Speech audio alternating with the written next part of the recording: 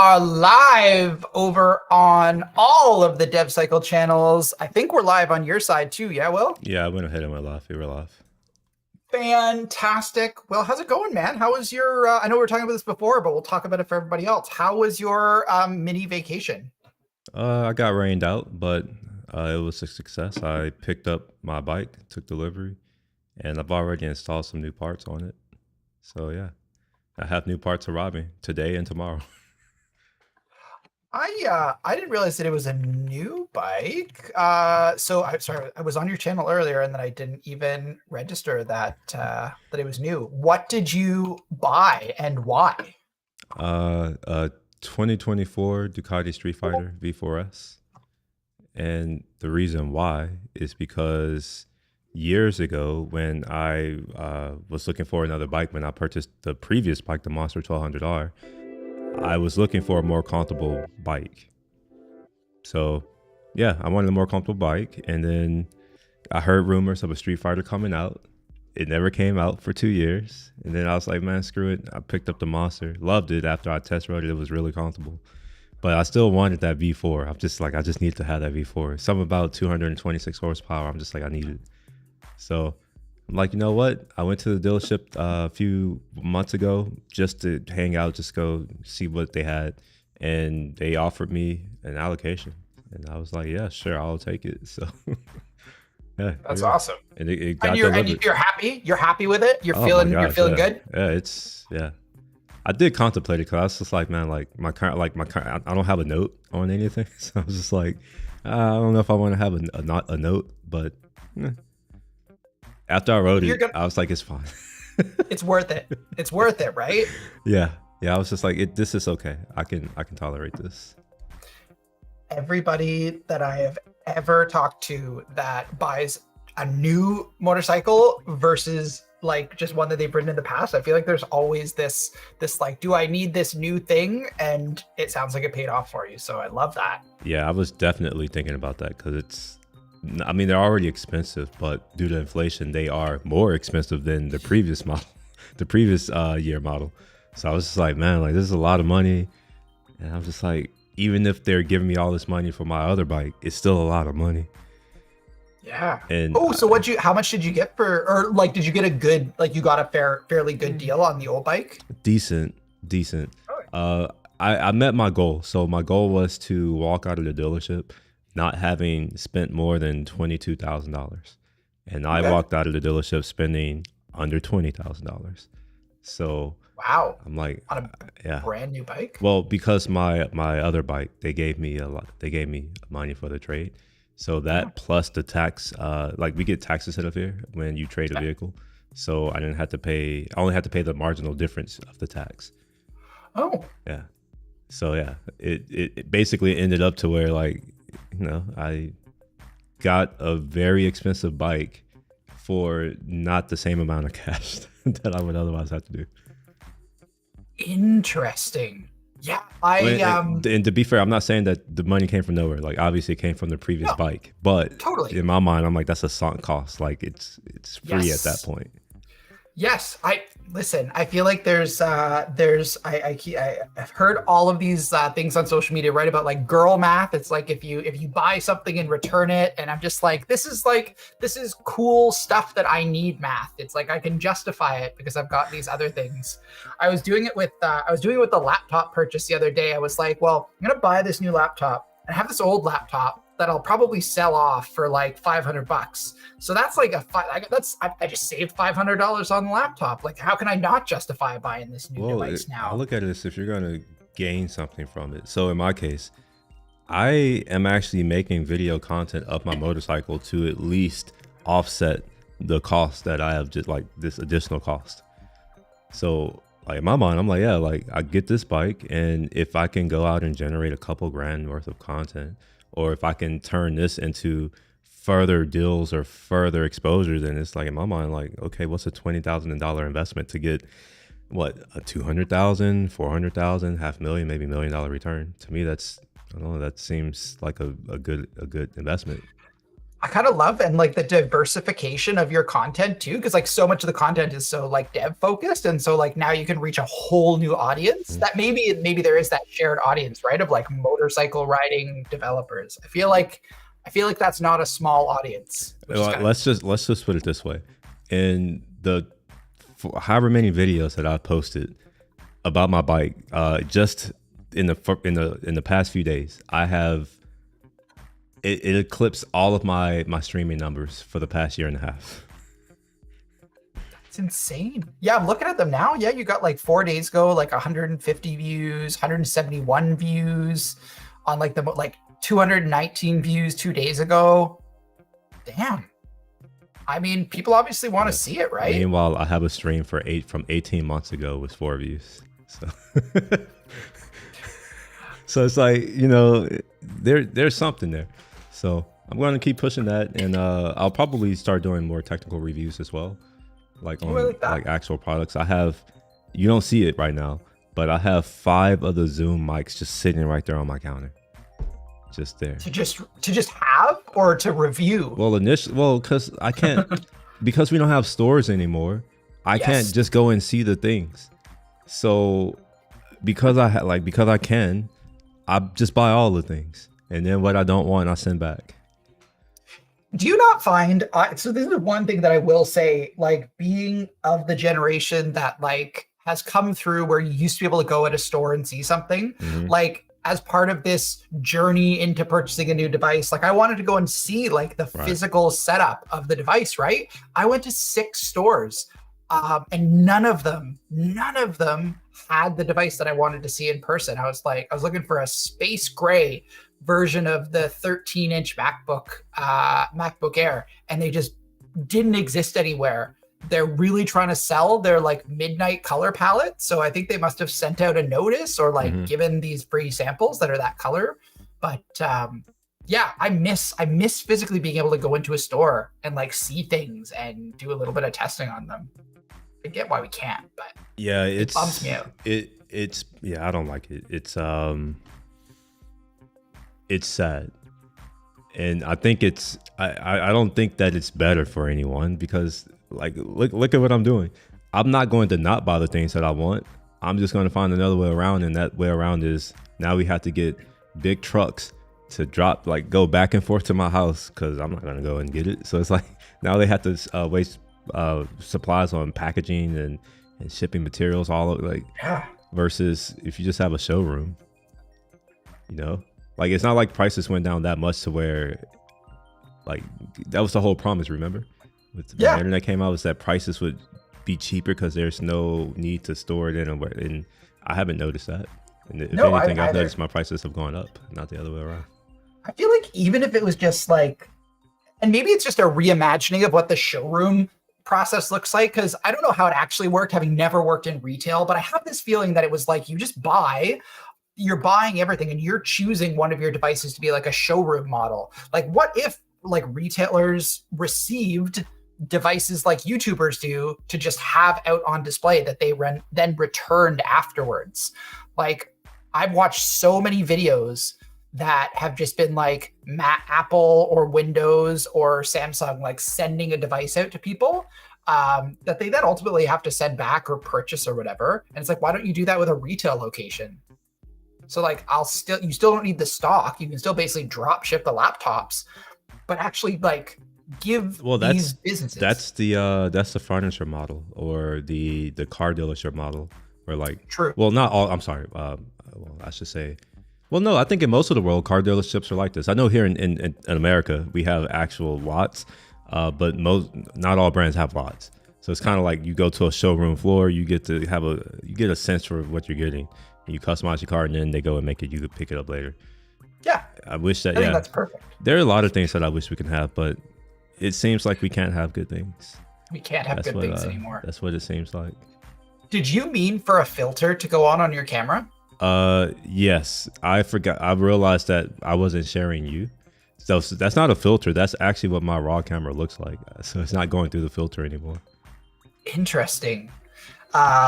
Here, what I It can do works. though, I can put on another camera. It's not going to look as nice, but it's Fine. the Studio. display camera. The potato Now- camera that comes built in. I mean, it's not that potato-y. It's pretty I mean, potato-y. It's Apple. I mean, compared to what you use on a regular basis, I feel like. Here, let me put it on. I know that they have that new camera setting mode where you can make it follow you and stuff. Yes. I don't know how to do that. Just, Wait, just wanted to put that out there. I don't know how to do it. Reactions, mic mode. Yeah, I don't know.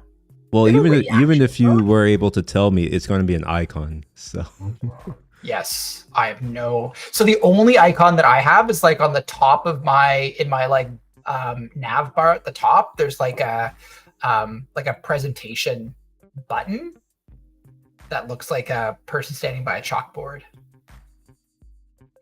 Okay, I don't have any of that. I have.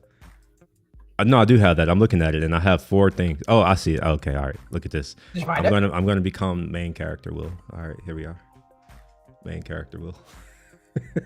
I mean, that's the one that's that not follows you terrible. around. Oh, and then we turn off that. reactions. I hate that. I don't know why they gave me that and turned it on by default. Okay. All right, cool. So we'll use my potato camera, I guess. It'll work. We'll be there. By the way, I don't know if I've ever said this, but the Audrey Hepburn in the background is absolutely stunning. Like, that's an awesome. I'm not wrong with who's in the background, am I? No, that's what it is. Yeah. Yeah, it's awesome. I just like it's such a great background piece for these streams. Like, I feel every time like your backdrop is just spectacular every time. I appreciate it. Like, there's a interesting story behind that. I wasn't intending to buy it. Like, I'm not really into art like that. Yeah. But I was in Monterey for Car Week, and me and my friend, we were just out going for a walk to go hang out and do some other stuff. And we happened to walk by this one art exhibit, and there was a bunch of people there for whatever reason. I saw this Porsche thing. I was like, oh yeah, I kind of like this. It looked just like mine. So I was like, let me go look at that. And I saw the price, and I was like, man, let's go. I saw the price. And then like he was like, nah, I want to keep looking. I was like, oh my gosh. So I kept looking. And we were, after like 20 minutes, like they were walking us out of a viewing room, and like it just caught my eye. I was like, I don't know who that. I was just like, what? And they told me it was Audrey. I'm like, I don't know who that is. And they were like, there's something. I'm like, I don't care. I'm just like, I like it. And yeah, about an hour later, yeah, spent way too much money. Yeah, but like I think genuinely, I think even if you don't like it, I feel like this is the thing about art, though, right? Like, I can not know about anything about an artist or an art piece, but you're like, oh, I like this. It's the right aesthetic that I'm enjoying. It makes me happy. It's like, buy it and then figure out who it is later. Well, here, so some people say you buy these things for like the investment potential, and I was like, you know what? I think I can motivate that. Where I'm like, all right, if I'm gonna buy this, I have to justify this.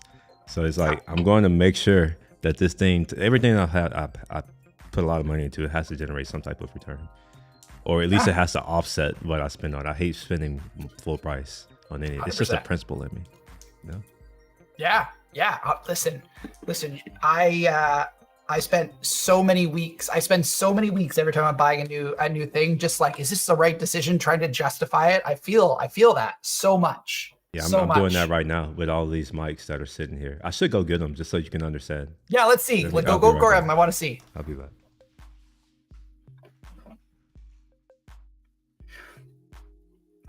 Will goes on an adventure.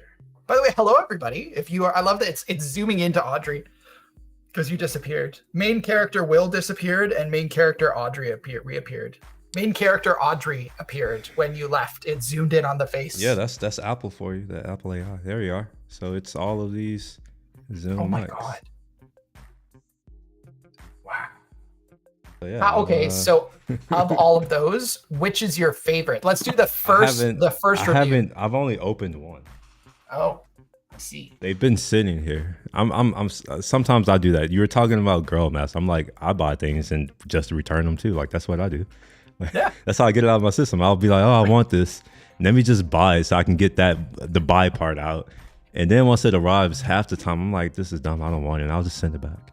But with these, like, I needed to make sure that I want the ideal solution because it's going to be mounted to my motorcycle.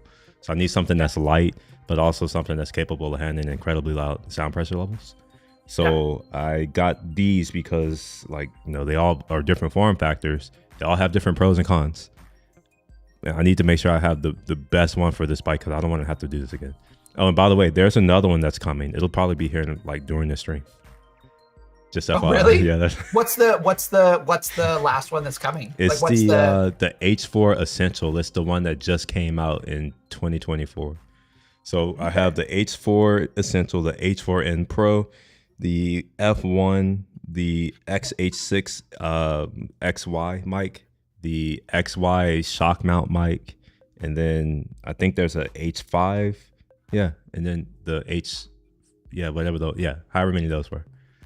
Those are the ones. I don't know if I could do that and get it. I would never really I'd always feel guilty even just buying it, even if I knew I was going to send it back. But I do like the idea of doing the reviews, right? You justify it by creating content around it, and then like you are also helping other people too. I think that's the piece that I love about like the content creation thing with all of this stuff. It's like you bought a bike, but now you get to help people who are going through the journey of buying your bike decide if it's a thing that they want to do, right? Or to discover Houston, or like so many different things. So I really dig the like give back to justify, and eventually it might even pay off, right? Like you might get enough of that YouTube money. No, it's Amazon money now. Amazon has video affiliates now, so just FYI. Are you an affiliate on Twitch? No, I think we had this conversation. So, yes, technically, I've received my invite to become an affiliate a year and a half ago.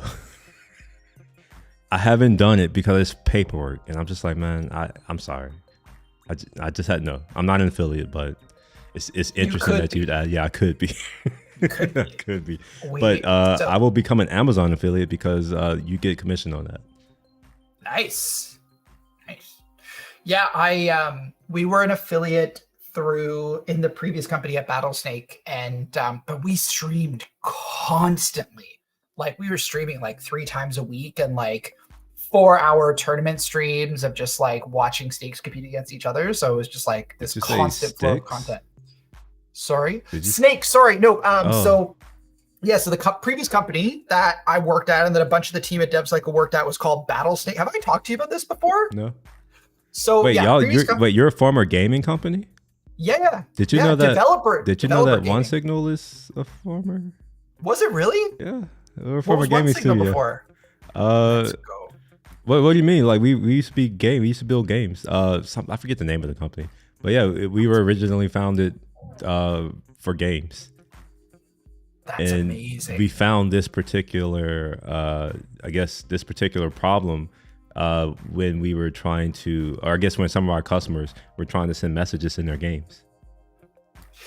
Do you know the number of companies like Slack was the same thing, right? Like they were a video game studio, video game failed, but they built this internal chat tool that was successful. And like everybody starts in gaming. Hold on, I'm going to share my screen because I want to show you.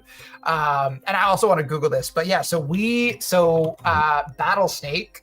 Oh wait, let me share as well the screen so that other folks. And I think I'm in. Oh, I need to share in Zoom, right? Yes, no. You're okay. You're okay. I can just share my whole screen. Oh wait a minute. Yeah. No, I just share.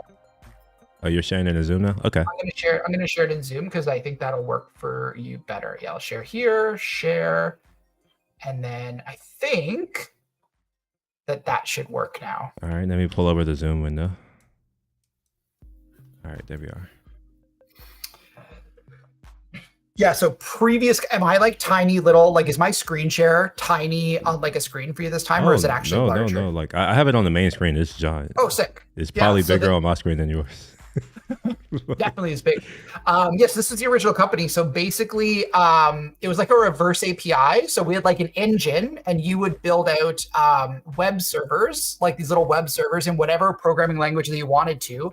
And then you would basically send an API call to the engine, and it's basically the engine and your web server kind of talking back and forth to each other. And basically what you're doing is it's saying, okay, here's a move. What do you want your snake to do? Go up, down, left, or right based on all of this information that's fed in from the game engine. So like, where are the other snakes on there? Where's their food? Where's your tail? And then you basically like, you competed against other snakes to like try and survive as long as you could. And so there's a lot of machine learning stuff in here, and a lot of just like people building snakes in like super obscure technology stacks. I like built a snake in like a no code solution once. Like people just like random languages they could find. But yeah, this is where we came from. So we were like developer gaming. And then we would run these like live tournaments where like it was like esports. It was like esports for developers. So how did you get to where you are now? DevCycle. So we got acquired back in, hold on. Is it on the Battlesnake blog? Oh, it's not there. Battlesnake acquired. There we go. So March 2023, so like just over a year ago, DevCycle kind of come out of this. So DevCycle came out of another company called Taplytics, which was in like the A/B testing space, which is kind of where the OneSignal connection had originally come in. And then DevCycle was a product of Taplytics, but a different audience. So like DevCycle or Taplytics had been very like product, like marketing focused as the audience. And DevCycle was obviously way more developer facing. And so, yeah, we were acquired as part of like the whole idea of like actually building out a developer community and helping like inform product growth and vision and stuff like that. So our whole team, I think all but one member of our team ended up coming over. Yes, that was it. So basically we had experience working with devs, and DevCycle was looking to grow, and our founder of DevCycle, DevCycle, and the founder of Battlesnake went through Y Combinator together. So they'd known each other from there. So small world. So y'all are a YC company too? Yeah, YC company. So 2014. I think Taplytics. You know what? I guess I should have known, because I noticed that we work a lot with other. Well, I imagine that's the same for y'all too. Y'all work with a lot of other YC companies too. Yeah. Okay. Same. Yeah. You know what? That's actually kind of interesting, because I know that some people are like, they're interested in this realm. Like, I don't know if it's YC like specifically, but they seem to be interested in the VC or venture capital in general. And it's kind of interesting that they're like, that there are two people who at two different companies who work. We're over here doing this, and we're both from YC backed companies. Yeah, it's funny how it works. It is. I mean, I kind of, I will say, like, the one thing that I have loved about the whole YC journey is like they are truly about like building a community. And I know there's are y'all the same class as us? I think so. It might be, actually. So what? Hold on. Let's see. Wait, do our founders, are they friends? They might be. I'm not sure, actually. Yeah, same round. And then I was like 11. I'm like, that seems so familiar. Send with us. Yo, what's up, Casual Economist? How you doing? Oh, you jumping between streams? Is Casual Economist here? Oh my god, I love it. Casual Economist is here. Yeah, Dispatch. It's weird. Matt Harris. Those are years. He seems. Wait, all right. I don't know. That name looked very familiar. So these are founded same year, but I was realizing. So no, they weren't the same. OneSignal was S11. You were a winner 14. Okay, but y'all were founded in the same year though. Founded in the same year though, yes. But all YC startups. I've also found some really cool tools through YC. Like Linear was a YC company. I love Linear. Oh my god, it's so amazing. If you don't use Linear, if you're watching this chat, like we don't use Linear. We don't use. You don't use Linear? What do you use? Asana. Asana's good. It does the job. It does the job. You said that with confidence. I believe I do say. Okay, so as a reformed Asana, so I would say you don't have to justify it. I understand. No, I understand. If I'm gonna rate this for you, chat, I'm gonna say Jira. Now I'm a big fan of Jira. They've done a lot of things. Not a big Jira. Sorry. I understand Jira. I'm not a big fan. I understand why Okay, Jira has okay. been so successful, but I'm not a Jira fan. I have never enjoyed going anywhere near Jira. Asana, it was like kind of the best option that was out there for so much of what was going on. It wasn't great, but like it was obviously built by engineers and it made sense. But Linear is just so clean. Wait, So GitHub clean. doesn't get any love? Oh my gosh. GitHub Just doesn't the get any love. disrespect. Oh, So you know what? You know what? I have a new goal in life. It's going to convince you that GitHub issues are in fact not useless. So they're not useless. I don't think that. What do I think? So I think that GitHub was founded as a Git like repository system, right? It wasn't founded. It was meant to replace SourceForge. Yeah, exactly. So it was never intended to be like a project management system. So I'm always gonna, not always. I can be convinced. You know what? I could be convinced. Well, I'm good at that. We're not going to do it now, but like, no. I know you like your keyboard shortcuts. At least if you're using I'm Linear. getting there. I'm if you're moving. using Yes, Linear, well, it's the same. They're the same because it's like K or GK or GA or the chords, whatever they call them, or the motions if you want to get them like. But yeah, like you get the same kind of things on GitHub. You could use the keyboard to do everything. You can do you can't do cycles. I will give Linear that. I don't know if y'all use cycles. We use cycles a lot. Yeah. I use cycles too. That was my one thing. I was like, man, like it would be so dope if I could just have cycles. I need it with a cooldown period. I don't want just a regular cycle. I need a 3-week cycle with a 1-week cooldown period. Yeah, and it just didn't exist anywhere else. Yeah, Linear. Oh my gosh, they killed it. I wish more people would use it. I wish I could use it. I hate Asana. I want to make that known to everyone. Everybody on the stream, chat, One Signal, DevCycle, move to Linear. It is really good.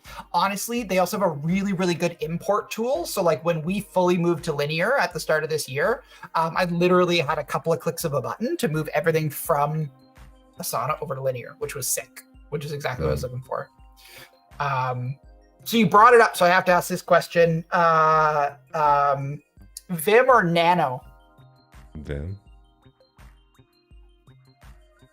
I can never escape Vim. Nobody can ever truly escape Neo Vim. Like, yeah, like Nano I wasn't exposed to Nano until like on some random Linux distribution. And it opened up this weird text editor. And I was like, what in the world is this? And it took me a little bit to figure out how to do it because it had like the caret.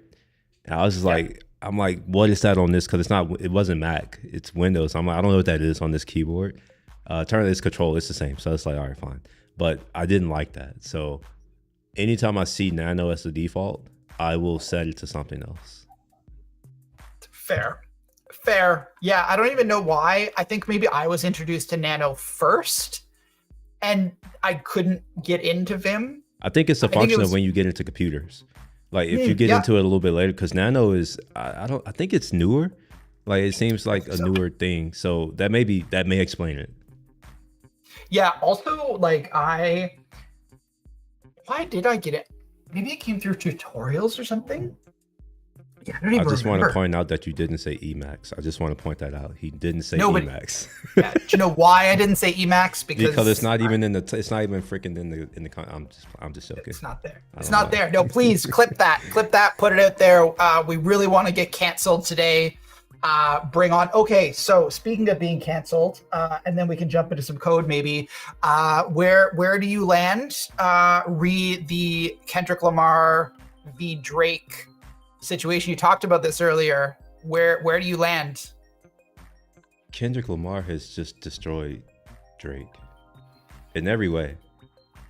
Lyrically, as a man, character, morally.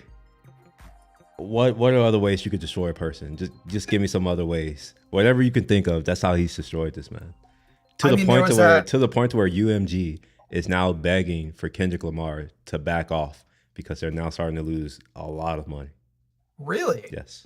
Interesting.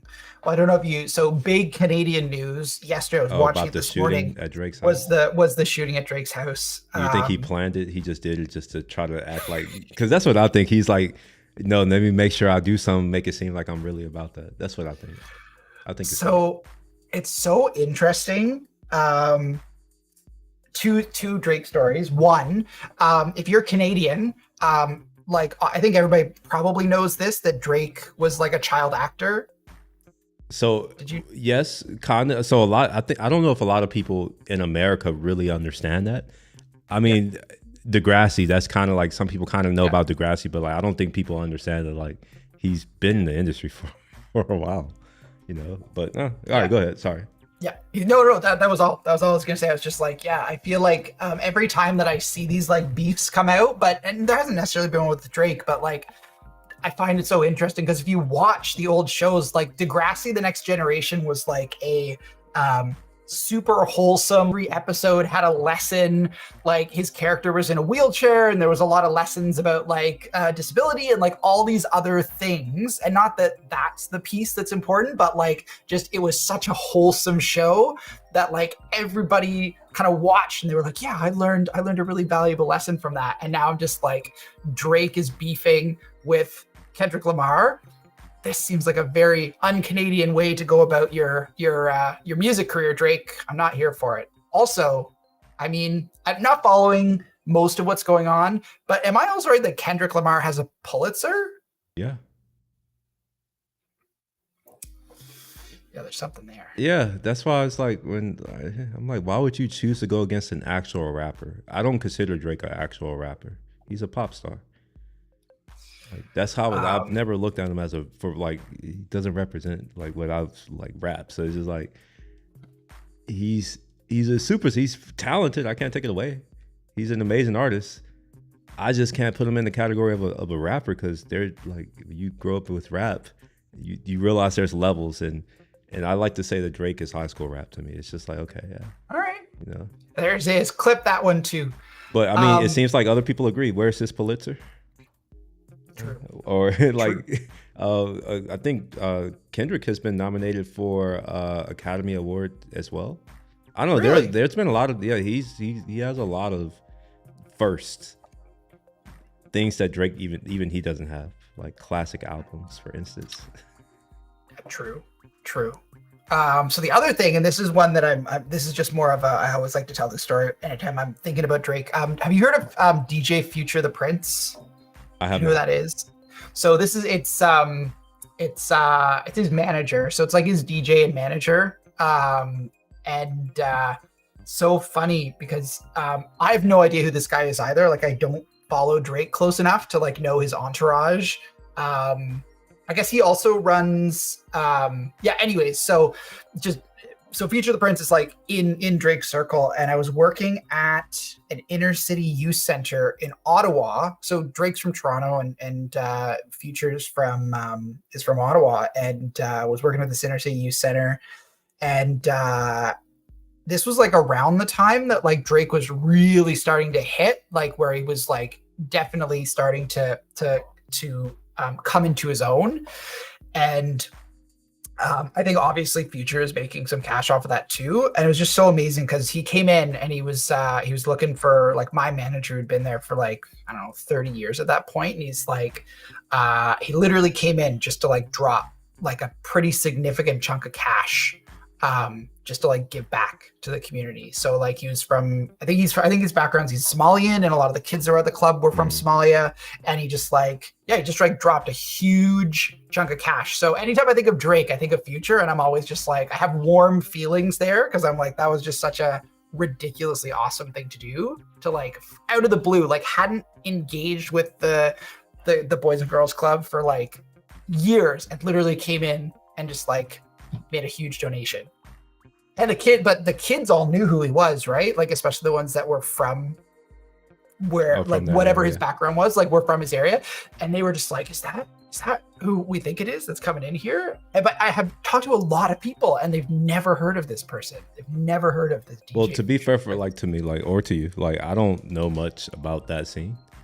I don't. When I say I'm not talking about Canada, I almost said Canadian. Like I was just like almost. I meant like the scene as in rap, hip hop in general. I don't really follow it.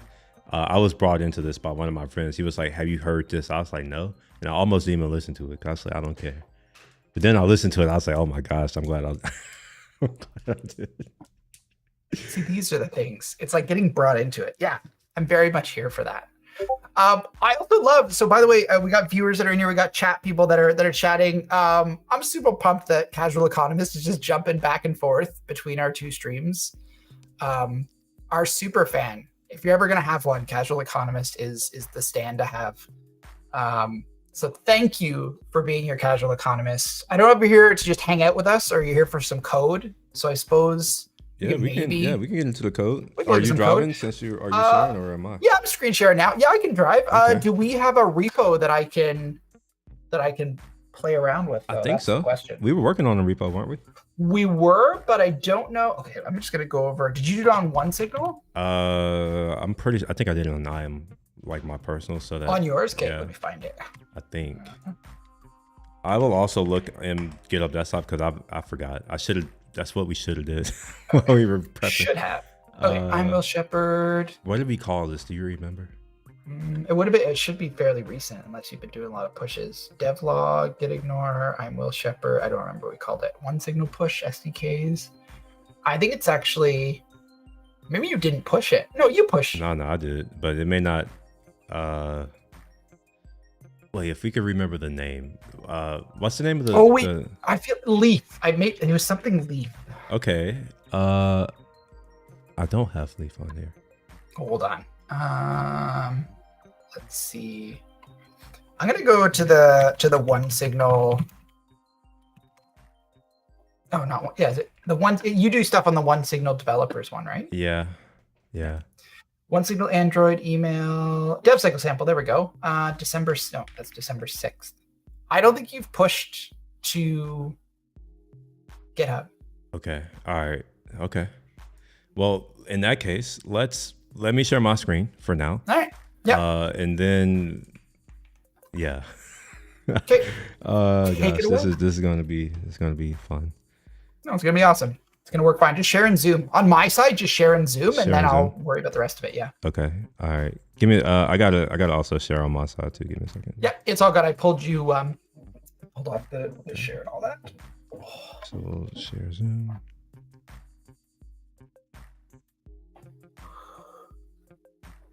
All right. And I think the stream is seeing my screen. All right. You should be able to see my screen too. I can't. I just got to pull you over because we did that like separate dual screen. Remember, I told you it's supposed to blessing and a curse. You thought I was lying. You're going to learn. I did. Hold on. Where'd you go? Oh, there you are. Hold on. Let me pull this over. No, I actually love this because you're experiencing. Now you're experiencing what I experienced. And I'm like, wait, let me find you. Hold on. But what's going on? I need to figure this out because why can't I move this? I need to get out of this. Wait, are you in full screen mode? Hold on. I need to get out of this dual monitor business. I'm gonna just go full screen on here. There we go. And then I'll just share that. All right, we're sharing. Give me a second. Yep. I don't remember what we called this project. Hold on. Can you bump up the size? I can't see anything. It's going to be slow for me because it really slows down my computer for whatever reason. Yay. One signal, OctaKit. What did we call this? Well, I thought it's not one signal. It probably would have been one signal developers, other demo. Might have been demo. Demo. Try both of them. It's either demo or one signal DevCycle. I think it might be demo though. This is it. Yeah, okay. That's it. All right, so let's get this pushed. Yeah, let's push this, and then you've driven for the last two, so I made you struggle through the idiosyncrasies of Leaf last time. The vendor, is this supposed to be checked in? I forgot. No. It's not? Vendor should be in Git Ignore. Okay. I thought we did that last time. We did, but you know what it was? There was an issue. I feel like, did you push? You did something that then we couldn't fix it. we couldn't undo the thing. Okay. All right. Here, I remember what happened now. Okay. Didn't we say that because we had already checked it in that it would probably be better to just create a new repo? That's what it was. Yeah. So we were just gonna create a new repo and push. So why don't we do that? Why don't we just like literally go fresh and copy and paste stuff? All right, and we'll actually put it somewhere. We'll start on GitHub. So this won't happen again. Where do you want me to put it? Do you have a preference? No, I put it wherever. Okay. We can put it in yours, mine, One Signal DevCycle. We have like a sandbox one if we want to put it in there. Like I have a sandbox repo, but you won't be able to push to it. That's fine. We'll do this. So just put it in yours for right now. What are we calling this? Let's call this Leaf Extensions. Extensions. That looks about right. We'll make it public. Yeah, we don't care about a license.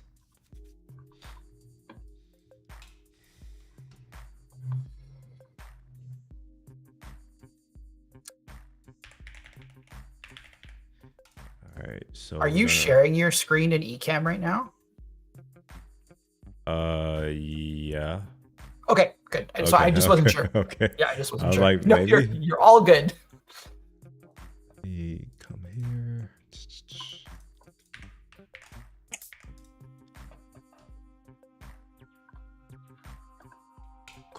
Cool. All right. So what are the files that we actually need to pull over? Do you know offhand? Sorry, say that again. The files that we need to pull over. Do you? Oh, everything except the vendor folder.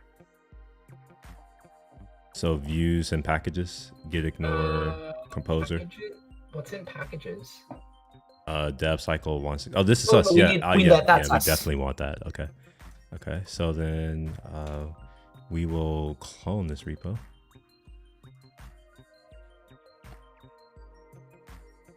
And I'm going to send you the link as well. Actually, yeah. Here we go. I'll send you I can just find it. I'll be able to find it on yours.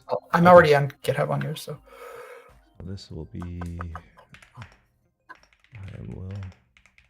By the way, hello everybody. If you're just in chat, we are doing the most challenging part of the coding process. We are pushing things to GitHub. And why are we doing it this way when we already have code, you may ask? Well, because Andrew said he liked PHP and he forced Will into using PHP. And here we are. Yeah, so everything. Use vendor. Storage, like everything, right? Everything except for the vendor. Okay. Yeah. Vendor will come over from Composer. And not the lock, because the lock will be generated. I mean, you can bring the lock, but yeah, just leave it. Okay.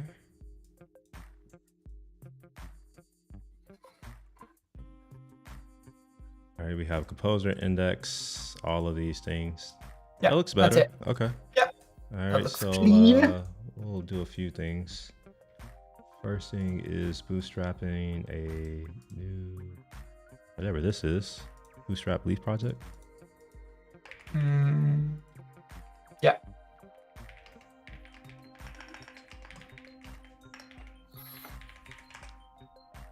And this is DevCycle plugin.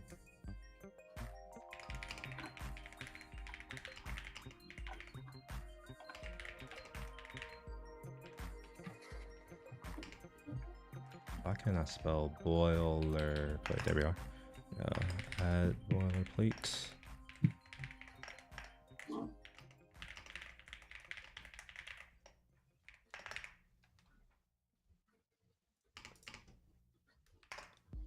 Okay, all right, so I've just pushed that off, so we're good there. And we'll close that project. Sick. All right. So do you want me to take over screen share? Maybe. Or do you want to drive? Oh, no. I don't want to drive yet. I just want to make sure I haven't locked, I want to make sure we're good. Yeah, I'm with you there. Okay, so it's generating the thing. So if it just happens, then I think we'll be good. Use Composer Fund. Okay. All right, I think we're good. So yeah, you can go ahead and Let's and do it. share All right, your let me screen. pull that down and then I'll share my, stop screen. No, I don't want to stop screen share. I No, I want to stopped. share my screen. No. I'm like going between multiple windows. I was trying to figure it out. And you already gave up on the dual monitor too. I did. It took me no time at all. But you know what I am gonna do? I'm going to Try for share this. I'm gonna share the the screen. I'll put it back. I'll put it back in a sec. But I'm gonna share this desktop so I'm not like looking the other direction. Okay, so now I'm sharing that, and I'm sharing this, and I'm sharing this, and I'm sharing this. But what I really want to be doing is sharing this. Yes. Okay. There we go. Now we're in the right place. And now I can see that. Okay. Oh, I don't want to see that, but I do want to go back to our move you, and then I want to get back to our dual screen thing. Control that. Use dual monitors. Success. Close. All right, we're back to it. Perfect. And add to stage. Why am I sharing that one? No, stop screen. Present. Share by share screen. Window, entire screen. Success. Okay. I gotta close Slack. I don't want to dox myself. Zoom I need open. I don't need this open. I love that you did all of the setup stuff and I'm still trying to figure out where your voice is coming from. I lost the window. We'll never know. I know you're talking because I hear you, but I don't know where. I don't know where. I'll do it. I'm gonna use some code space just because I feel like I don't use my code space enough. Am I still in your stream? Am I still on your thing? Yeah, I can see you. I can see your video is on. Like you are all on my stream right now. Oh, okay. All right. You good? I guess I don't. Wait, are you still here?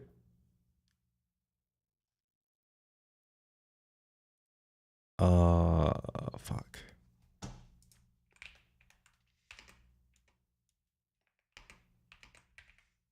I have accidentally left the stream, so I had to figure out a way to join again. All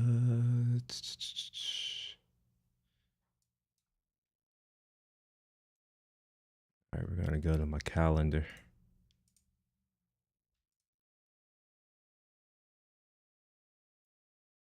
I don't know if you heard me in the other spot, but just an FYI, you are not on stream anymore. I know. I figured it out. I cannot hear you. All right, I'm back in your stream. I accidentally I didn't see the window.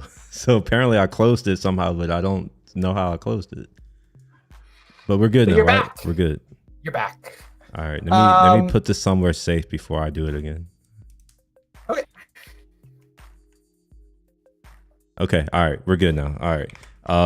Are you sharing your screen? I should be. Okay. Yeah. Let me go back. You seeing it? Yep, I see it. We're good. Sick. So here's what I love. So I just opened this up in code spaces. So I may not love GitHub for projects, but I do love GitHub for getting me a really solid IDE really fast. So what I love so much is that I literally did not have to run composer install. It just ran it itself. And these are the kind of things that make this so fantastic. But the one thing I do need to install is Copilot. And I don't know why it's not already installed in here, but I'm going to install it.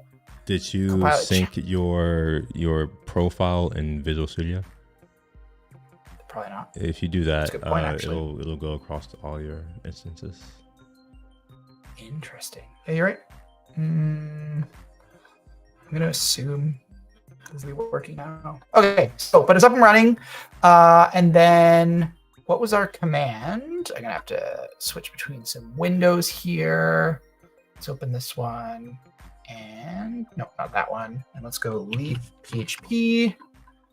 And let's go. I'm gonna unfull screen this for a second and pull leaf PHP over. All right, so I just need to find over here what our web server is. Web server, because I don't have the Leaf. Oh no, it was just installing the Leaf CLI, right? That's what you did. Leaf CLI, installation, composer, install. Unless we had that in our composer package? No, we didn't. Okay. Paste, allow. What if will this let me do? It will. Sick. Okay. And then leave version. No. How do I run it? Type deployment. No. Composer install. No. Dev tools. Tutorial. No, this is not what I need. What's my run? Run? No. What do you mean run? Like, what do you mean? What's the run command for the CLI? Hold on. I can go to my history. Your first app. Here we go. Leaf CLI, composer, require leaf sleeve, blah, blah, blah. Our apps, leaf install. I feel like it's probably just leaf serve. I'm just going to try. I think that's what it was. I feel that's probably what it is. Leaf serve. Leaf is not a command. Did you install leaf? Yeah, just install. Did you add it to your path? I don't even, hold on. Probably is what I need to do. Okay, we're good here. Leaf version. I should be, command not found leaf. Yes. Oh, yes, that's what we had to do here. Windows, Mac OS. I wonder if I can actually edit. Oh, add composer bin to path. Let's assume. Yeah, we'll see. I don't know. I think it's just a Linux VM. Yeah, I mean, it should work unless they don't give you permission, but I would expect it to work. They allowed you to install things. Let's try version. Yeah. Oh, there we go. All right, so let's go leave serve. Spectacular. Oh, I just zoomed out. Okay. Let's go to. Not working. What's going on? Reload. Why is it not working? You're getting it's currently unable to handle this request. Yeah. So go back to your. Yeah, you should be getting it there. Oh, we've got a syntax error. There's something wrong in the code. Something ain't working. That would be where is the it? index PHP, wouldn't it? Unexpected token. It's probably because of the environment variable stuff in workspaces container, leaf container PHP. I think it's probably something in our packages. It's probably in here around the server key stuff. We're not calling these anywhere at all right now, so I don't actually know why. Well, yeah, that's what my understanding of PHP is just a script, so it wouldn't run until you run it. Yeah, we haven't called. Oh no, we did call it here. Let me just cancel these out. See if that fixes it. Nope, definitely was not an error there. Let's do some DD. Do I get DD in here? Hello world. Mm-hmm. Do you not get DD in here? Error logs. Did it rebuild? Like, are we? It should rebuild actively, but let me go and see. There. Okay. What are we doing here? Let's close, cancel. Let's cancel and then review again. See. By the way, you're getting the same error. It's the same error no matter what. Yeah. So I don't think it was that. One signal. So it's not that. Okay. So it wasn't that. If you do Command P and type container.php, maybe we can see it. No. No. I think it's in. No, I don't think so. Maybe it's this ping stuff. Like maybe this isn't working. Let's try now. Nope. What the heck? What's going on? Unexpected line 681. Leaf extensions vendor illuminate container. So you're right. No, it is in container.php. Why am I getting a part? That's super weird. Can you get a stack trace? Will it show you that? Yeah. How do you do that? Reflection function PHP version is callable. I wonder if they've done a recent change here. I mean, where do I need to remove this? It's right here. See if this fixes it. Is that where I needed to remove it? What's the error that's recommending? Can you do that? Like put reflector equal new inside of an if statement in PHP? I don't think so. I think that's why it's causing the error. No, it's still throwing an error though. Maybe I'll try and recompile again. What the heck? All right, let's do this. I have Oh, an idea. oh, here we no, here we go. No, here we go. It's the DevCycle class thing. So that was the error. So there's an issue. Yeah, we should potentially go and actually do a PR against that. At the new DevCycle. Okay, I see. Yeah, so this should fix it now. Yeah, there we go. Oh, okay. Algo. Yeah, it's a different error, but it's not crashing, which is good. It's not. Yeah, it's not crashing. So compiler, get compiled path. Okay, why is it? Because we are feeding in this name. No, that should be fine. Render, that should be fine. All of this should be good. Okay, let me serve again. Okay, what's our new something error? Must be a valid hash algorithm. There seems to be something. Maybe my composer didn't install. No, it must have, because it's actually running this. Is it the storage cache stuff? Do I not actually have a storage cache folder on here? That might be what it is. Oh yeah. You create folder. that. We got to do that. It's just storage, I think, or is it storage and cache? I think it's storage cache. We'll see. We'll see what happens. Nope, that wasn't it. Determine the view given path is expired. Path, name, index, views, index. Why are we running into all these issues? Are there any other folders hiding on your Let me check. On your local?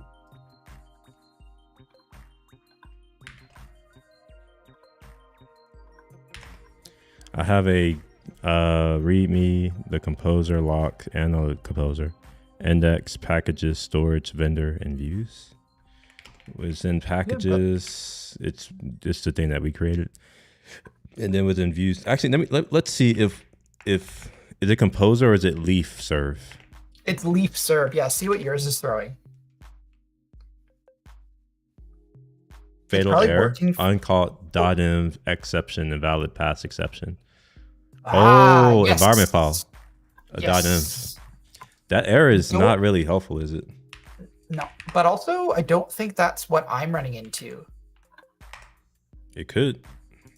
It could be. I'll put it in there. What's in your env?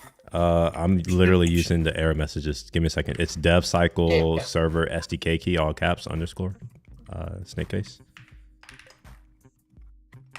Oh, I can just look in the actual.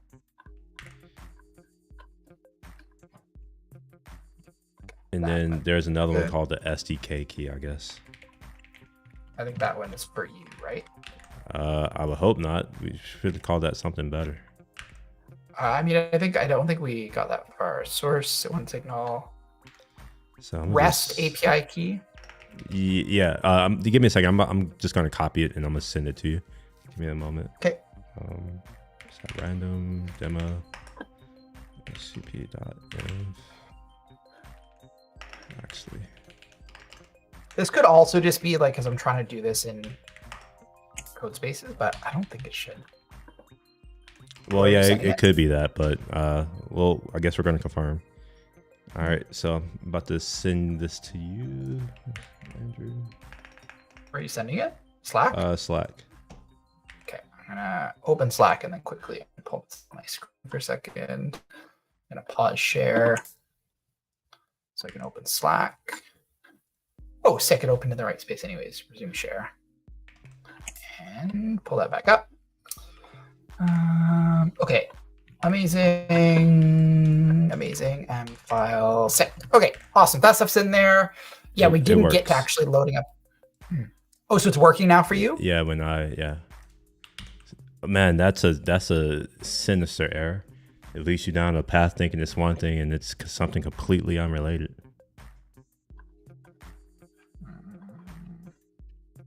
Yeah, I'm still getting must be a valid hashing. I'm still getting a different error. But it's in the compiler, so I wonder if it's can you check what version of PHP you're running? Ooh, yes. What version are you running? Give me a second.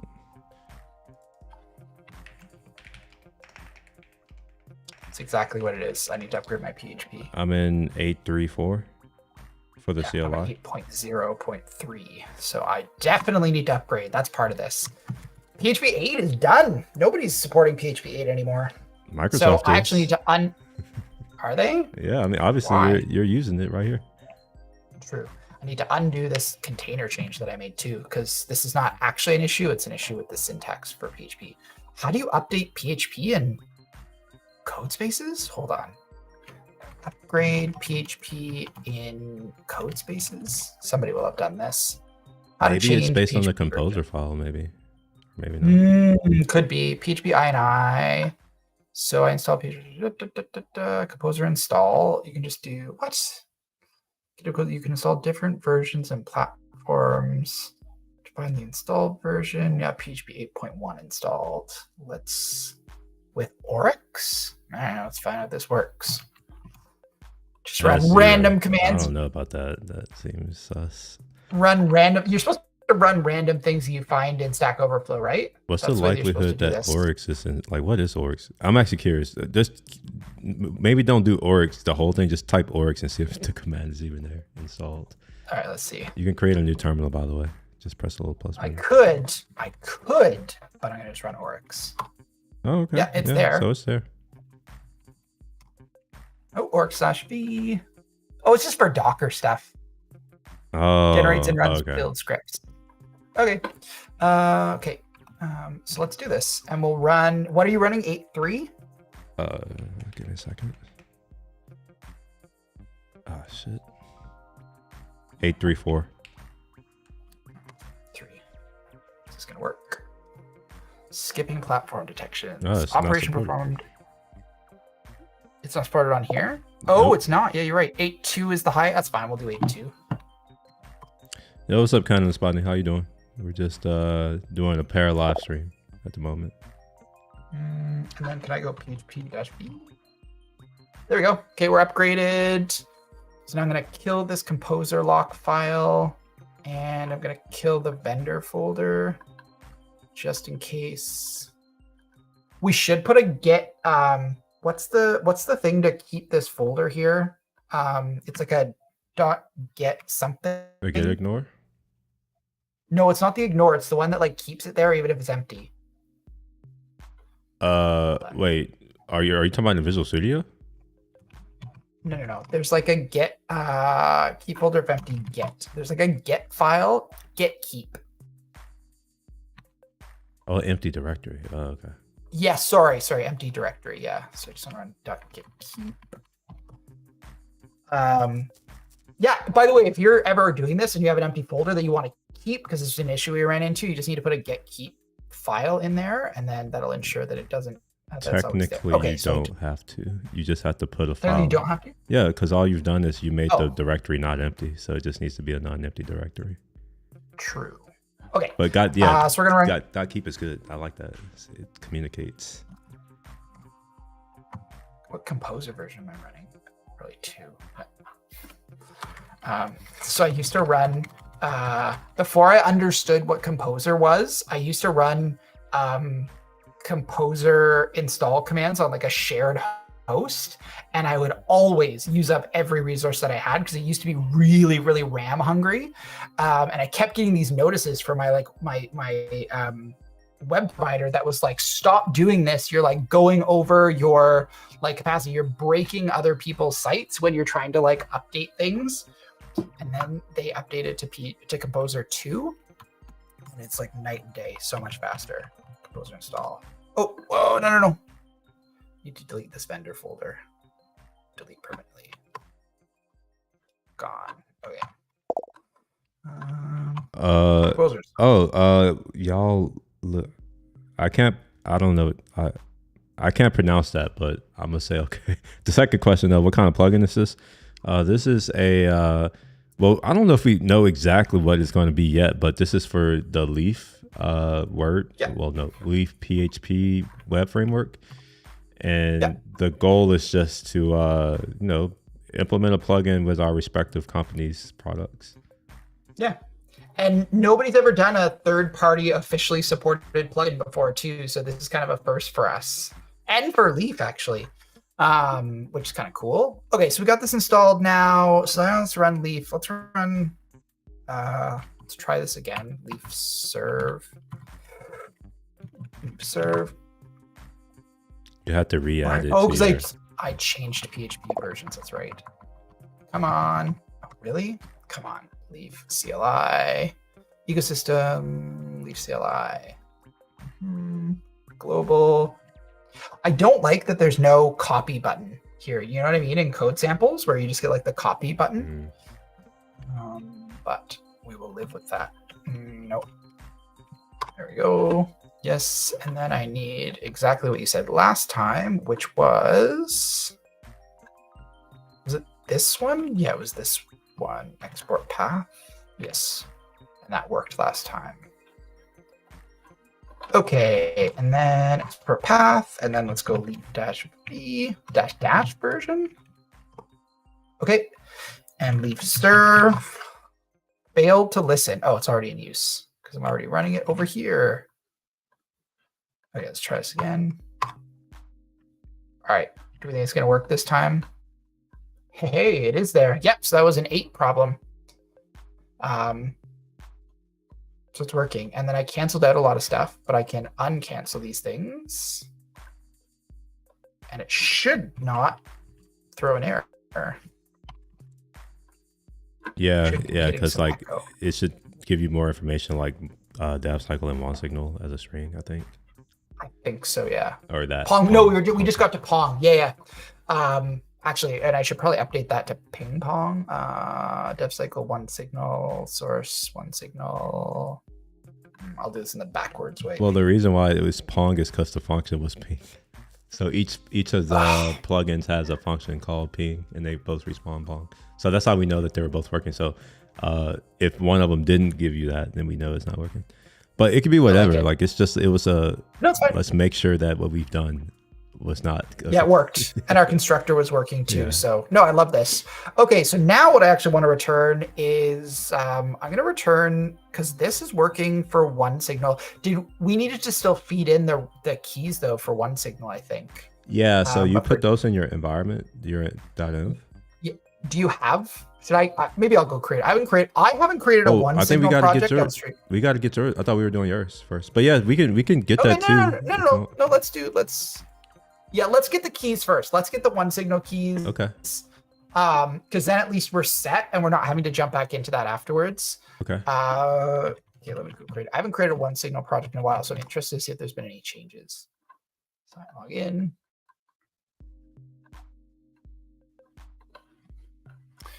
See my unused projects in OneSignal.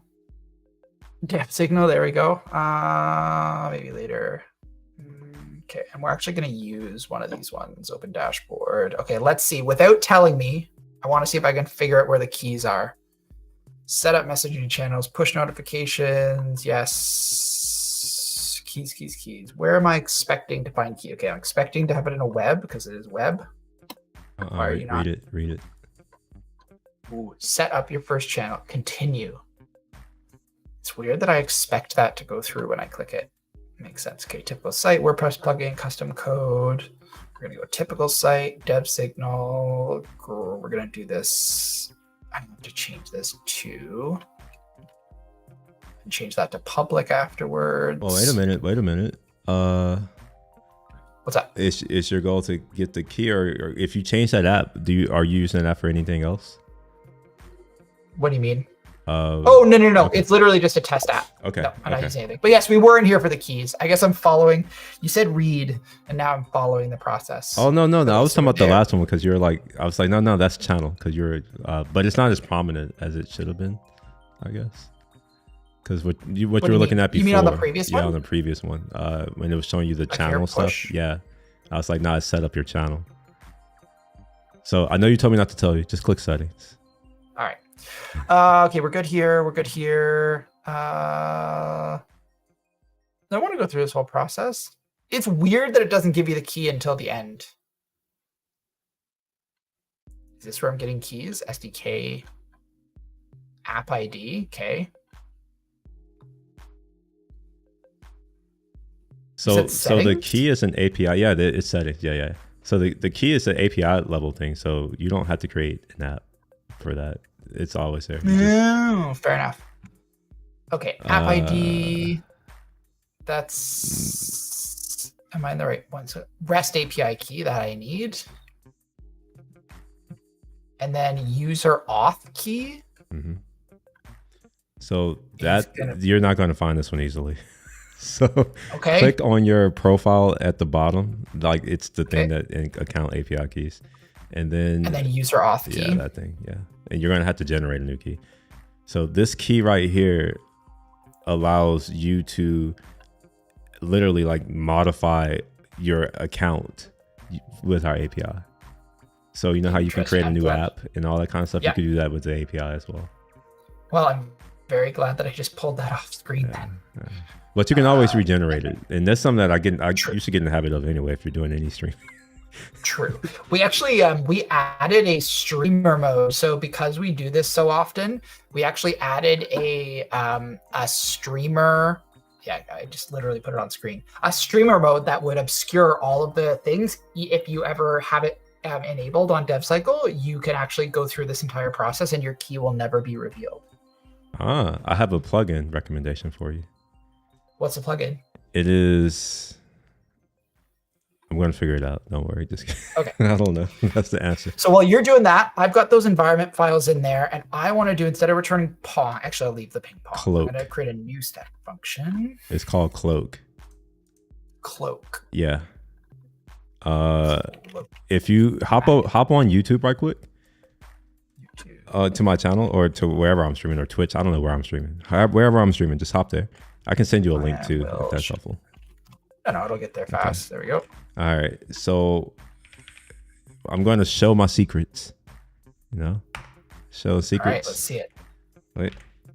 Oh shit. Should I be watching your video? Yeah, the live stream. But my computer just froze, so or at least whatever my application is just froze, so it's not going to work. Oh my gosh. Sorry, give me a second. Let me reopen it. Maybe it'll work this time.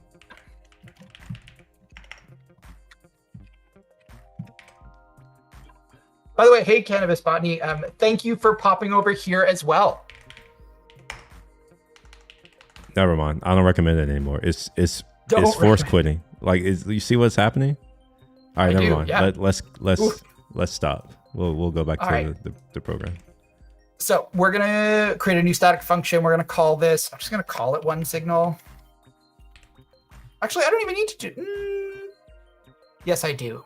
Yes, and then I'm gonna return this one signal client.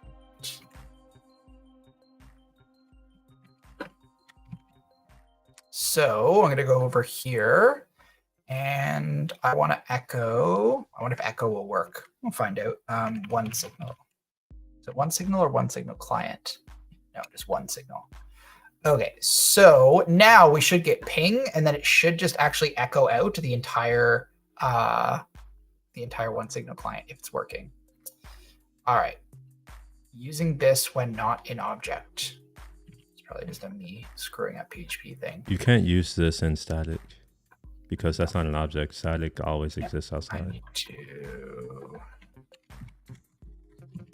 That should do it. Let's see. Nope. Non-static method.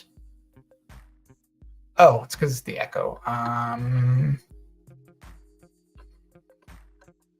I grab one signal?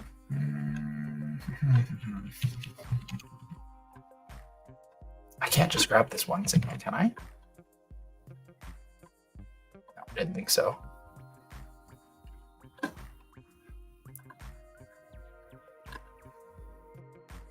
Hold on.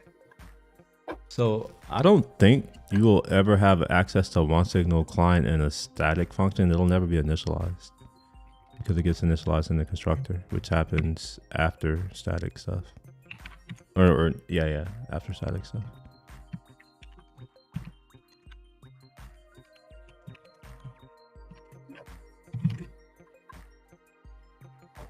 I don't think this is going to do what I think it's going to do.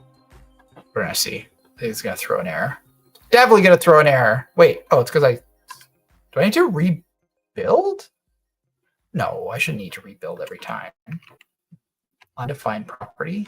Are you returning or just printing? I wasn't paying attention. No, I'm trying to echo. I think I did something that I shouldn't have done.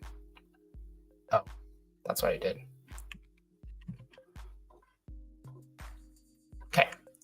So I was trying to echo. Oh, but it's echoing in a constructor, which doesn't make any sense. Anyways, where's what I want? Okay, so Will, how are we going to feed our? Do we need to feed our client? We don't need to actually access this. Yeah, I wouldn't pass it to. Yeah, we don't need to pass it to anything. So, okay. So, what do we actually want to do? Okay, I just wanted to get the key. We did say we were going to focus on the DevCycle stuff. So let's maybe go back over to the DevCycle stuff. But this is functional now, and it's pulling in the right keys. So we'll head back over to DevCycle. There's actually going to be there are two things. I think we're going to need to do it on yours as well, but we need to have an input where we can specify the particular app that we want to interact with. Or maybe that can be a select where we load that from the user's account, where we pull up all of the, I guess in your case, the app, I'm going to call them apps. I don't know what you want to call them. Same here in mine. Because like, at least for on the OneSignal side, the REST API key and the user auth key, this is only part of it. This is, who are you? Now it's like, well, what do you want to do and to what? And the to what is going to be that app ID. And I think we're going to need that too. Okay, so why don't we finish this one off then? Why don't we grab the app ID and then we'll finish the kind of setup for this app ID. Oh, we just need an input for it. Just need an input for it. Oh, we literally just need to have an input? That's not going to be part of the environment because the app ID would be different depending on who's using it. But the server keys won't be different because that identifies who you are. Awesome. So are you talking about on the client side? Like we want to be able to have an input that somebody selects. So we need a form. Is that what you mean when you say input? Yeah. Okay, perfect. All right. Just was like, am I understanding this correctly? Yeah. Okay. I think that's what our plugins will be, right? It will be like the form configuration and all that stuff. Okay. So let's go in here and I'll just go form. What if there's actually, I feel like there's probably a good like form leaf PHP. There's probably like a good forms. There we go. I figured there'd be something here. Nice, you can sanitize stuff. Create book. Oh, that's kind of cool. So we could literally just create a fake form that is a form submit post. Okay, validation stuff. We shouldn't have to worry about validation because no, I don't think we need to either because we're actually literally just setting up a form. We don't actually need to worry about any of this stuff right now. We're literally just creating a form. Okay, so and I want you to finish I'm gonna finish it for me area /form, and then we're gonna do input. It would be a select. Oh, we're gonna do select instead of input. Okay, select. Yeah, because I don't want to have to type in an app ID. Yeah, fair enough. Why are you giving me? There should be a little bit of auto completion here. Yeah, that's interesting. If you do Command Shift P and type in, oh wait, no, you're using PHP. I don't know. Do you have the PHP plugin stuff installed?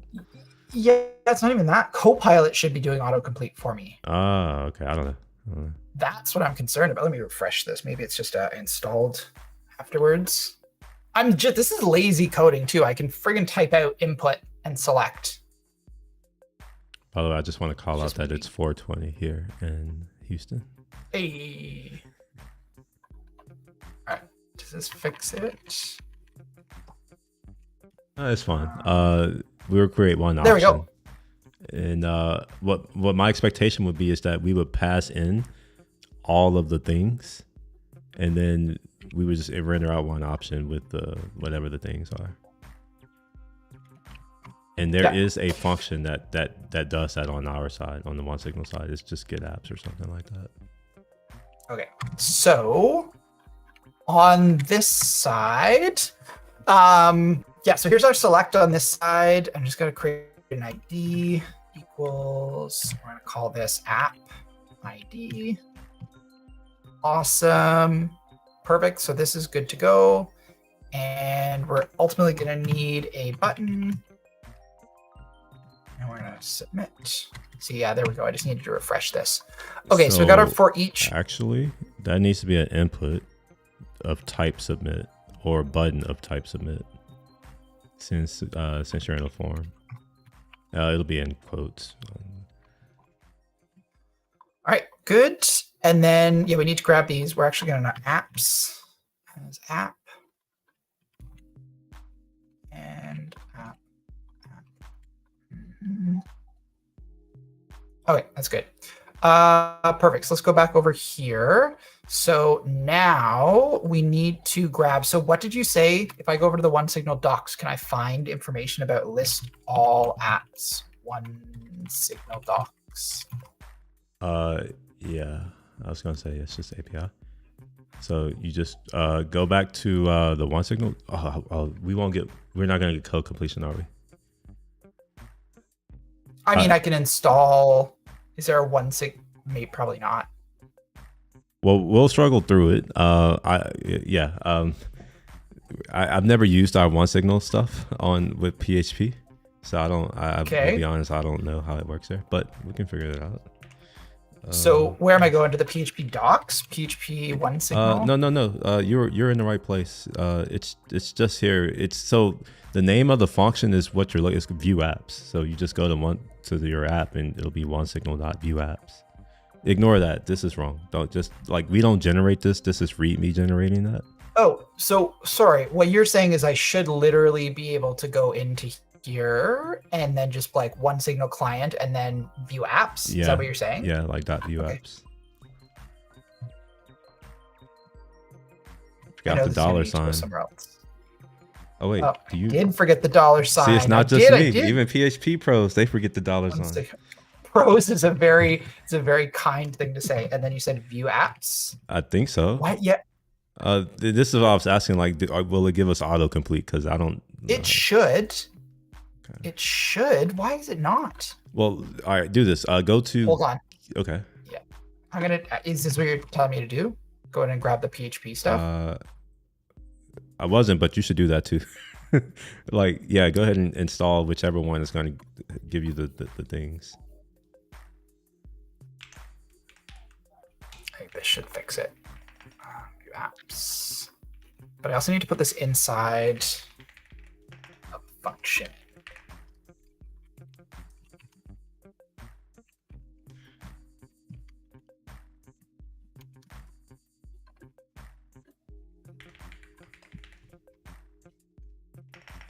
Oh, it's get apps. Okay.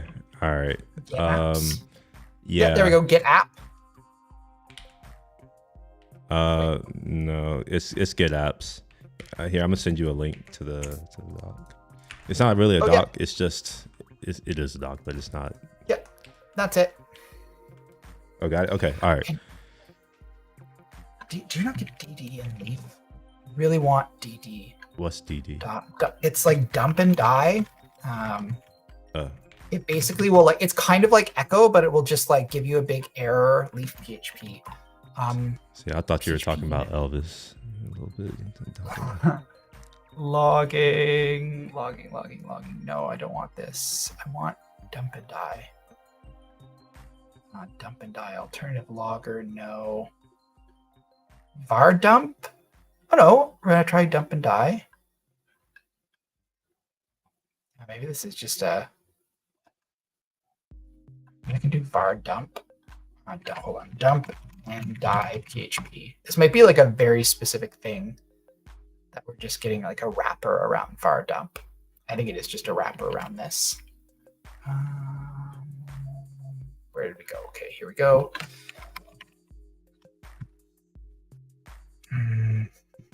But you have to assign that to something first. Yeah, I do. So I'm going to call this test.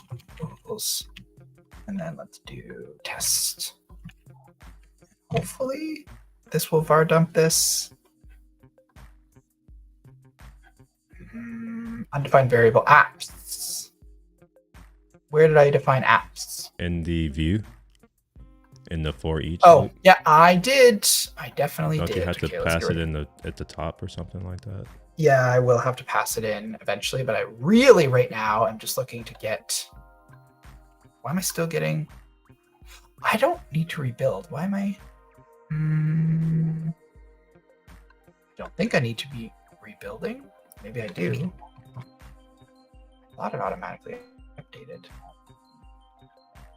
current loop data, undefined variable apps in workspace, leave index PHP.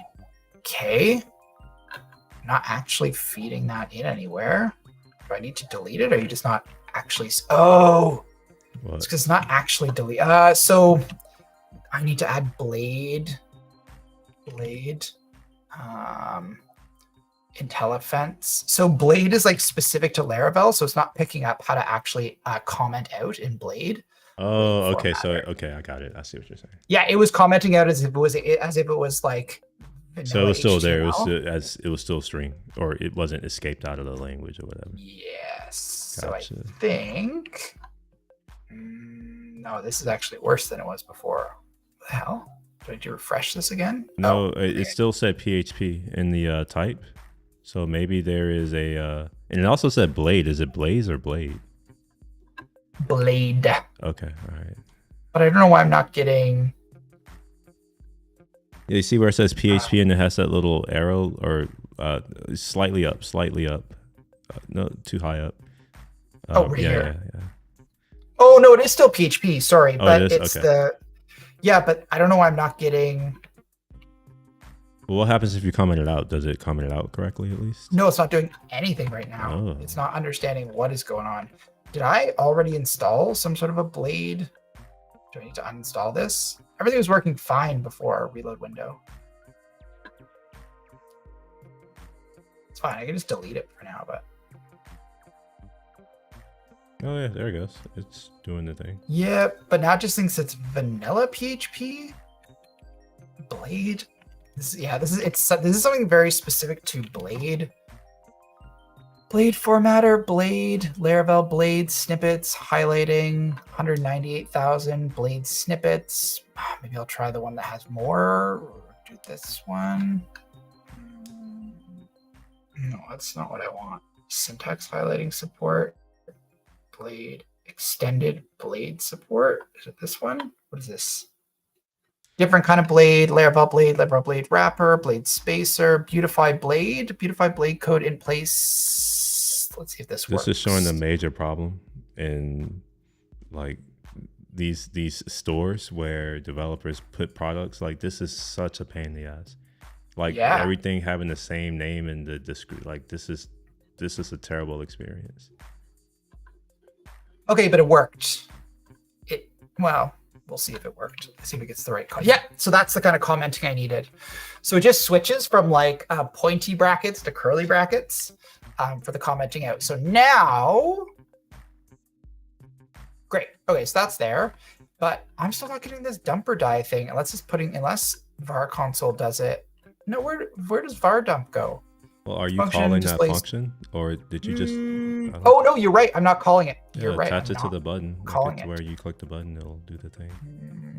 Hold on. Where'd you go? View apps. Yeah, I can just call view apps. View apps. No, I can't. No, what am I doing? It exists on the object, so. Okay, get rid of that. You do this in the index where we create the plugin. Wherever that is. Yes, that's right. Yes. Okay, so let's go index. Where are you hiding? Index.php. Yes, and we're going to create this here. So we're going to call this view apps equals view apps. No. Just view apps. No, it won't be that either. Inside of your get, like on line 17 or 18, do an echo and then do $OS dash or dash greater, whatever that angle bracket is, and then view apps. Because it's on the instance that you created. Oh, okay. So you're talking about in here. Okay, Yeah. Echo view apps. No, $OS. Oh. And then Good Lord, you'd think that I would actually know what I was doing. You'd think, but you'd be wrong. OS. We don't call OS yet. Maybe it's wait, what did we call it? Oh, we can just call one signal. We can just do this. So if we do that, why do we have the $OS? Why are we initializing? Non-static method. Why did we have this? Oh, I have no idea. I mean, I can do it. Fine, let's just pull it in. Use OS. Let's see. I mean, let's see if this works. It should. Okay, that fixes that. A few apps, awesome. Okay, let's see if this works. Oh, and then we're not actually calling it in there. And I just closed my code. Thanks. Code spaces. Come on.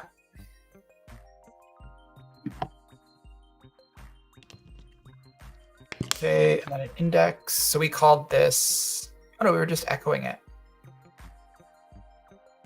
Yeah. Why is that But not? does that actually echo anything? I don't think we're returning No, anything. No, it didn't. Oh, in I our mean, actual. like in our actual code, Oh, there's nothing being yes, returned. yes. Return test. Return test. Good Lord. Format. Configure. What do you mean I have multiple formatters? Oh, I see. No, not Beautify Blade. Come on now. Thank you. Okay, good. We got something array to string conversion. So in it's Vue happening apps. because our API returns a string, or I'm sorry, an array.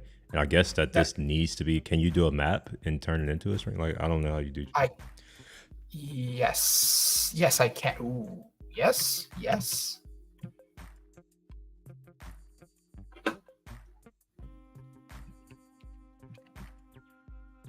I actually have to do some work in this too. Hold on. So. Oh, there's a result, by the way. Oh, wait. Never mind. Ignore that. They're using print underscore R. Do you know what that is? Oh yeah, it's just it's the same thing as echo. You're talking about this? No. Oh, I see. Print underscore R. You're talking about this. Yes. Yeah. So okay, don't return that, but you'll want to do a return on the next line because that won't return what you think. Oh, I see what you're saying. Yes. Okay. All right. So let's do. We could just return like an string empty. Equals print A and then return string. No, Yes, you can't. No, you can't do that. Print is that's a function that produces a side effect. It doesn't return. Just delete the string part. Just keep print A, and then go to line 33, and then return something. It doesn't matter. Just 0. How about that? Return 0. Or an array, because remember you have that loop function, whatever. Yep. And it's complaining about print A. Is that not a thing? Oh, undefined function in one signal. Oh, that's a one signal function? Print, hold on. There's a print. Oh, print R, not Print A, R. print R. That's a really dumb name. You're not wrong. Okay, let's see now. And go to go to your build output or the server. Yeah. It'll be control tilde.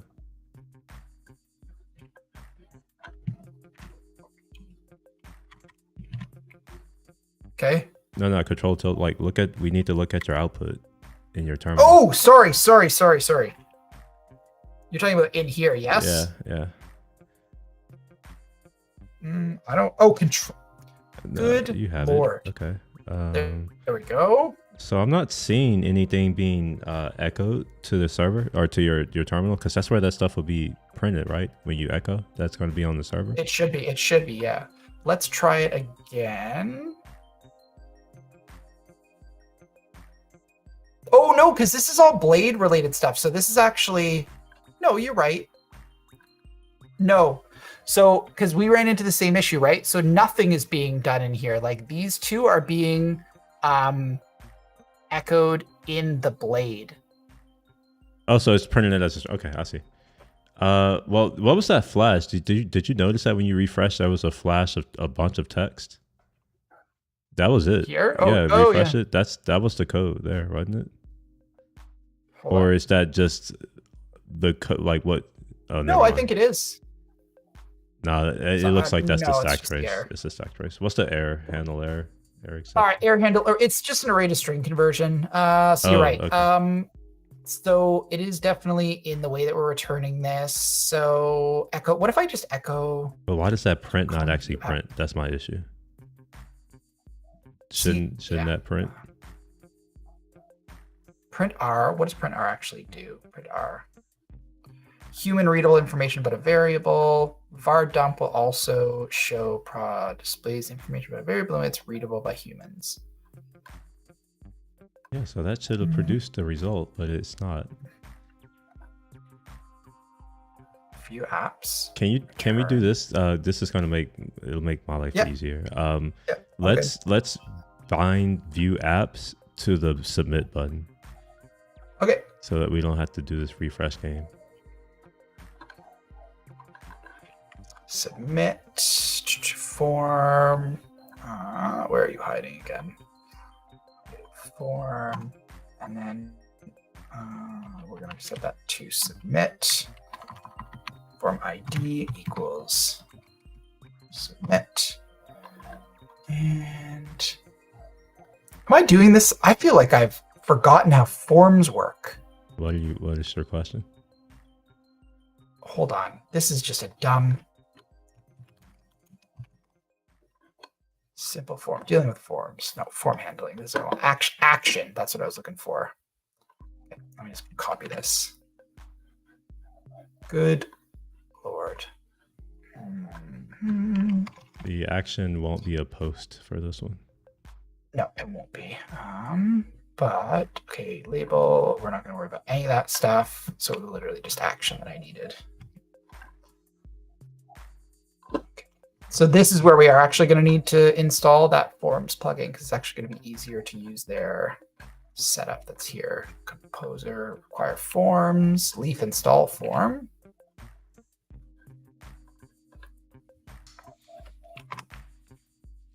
Leaf, what? What do you mean leaf command not found? You're in the wrong one. Go to the top one, PHP. Bruh. So when you start a new session, a new terminal session, that's a new session. It's not the same. Okay, fine. So that for now.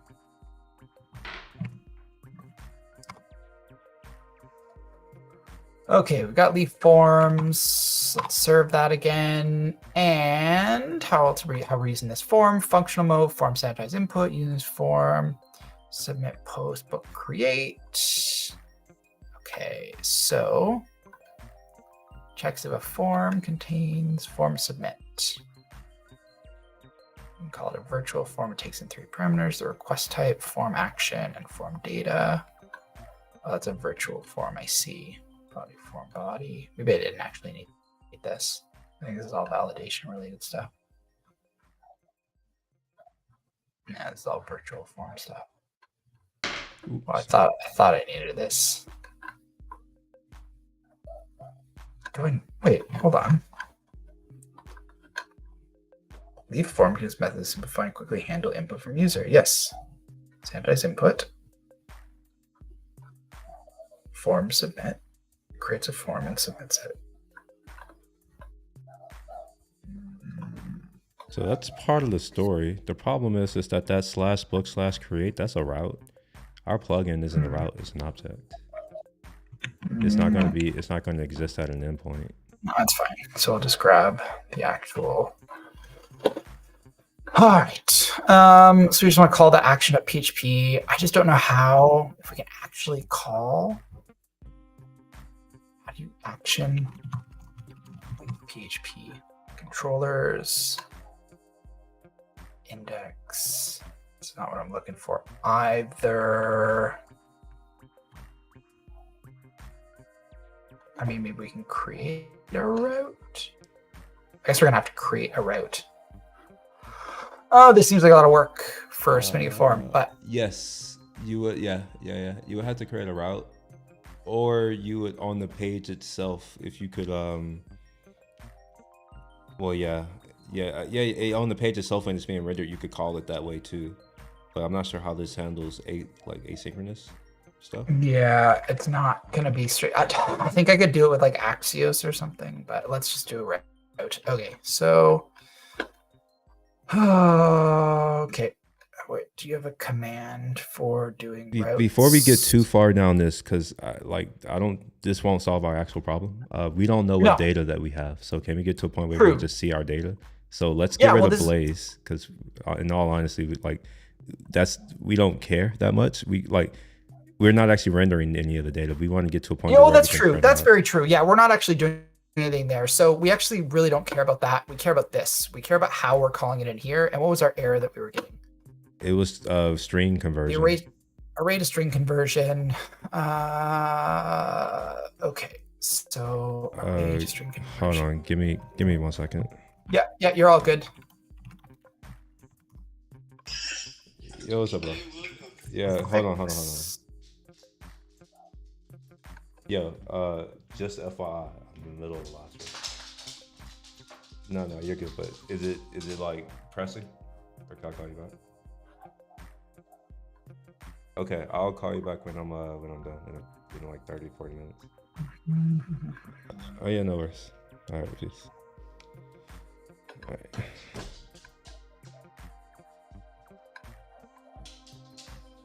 Just print. Yeah, can we try that? Like just print? Will that work? So this is what it's saying. This is saying use print r again. What's solution 2? Okay, var dump is what I was trying to do before, and then it should return in the terminal. Okay, so let's try this again. Index.php, one signal, var dump. Okay, let's refresh this. It's not dumping anything in there. What if I want to just do this one signal? Just want to do that. And I'll rebuild it even. Oh, also return the string from view apps, just so that we get rid of late or whatever that thing is. Just quotes, an actual string. Yeah.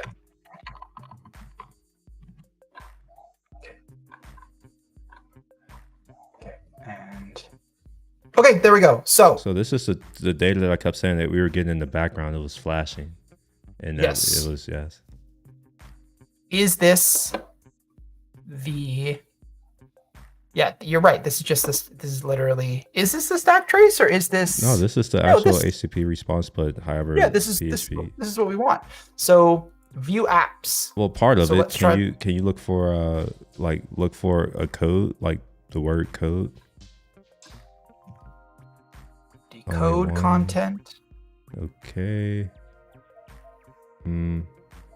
Okay. All right. I guess this is fine. There might be some function. I'm not familiar with how to read that. Yeah. I mean, what's the key that I want to look for the number that I'm actually looking for of my app ID. So app ID is coming from, Jesus. Where am I grabbing my app ID from? At the top, 80.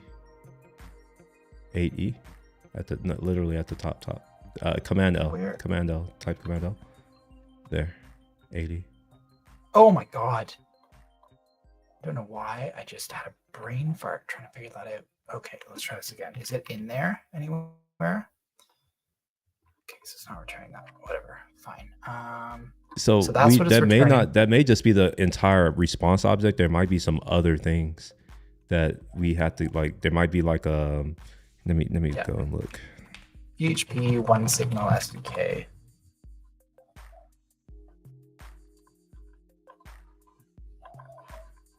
Oh.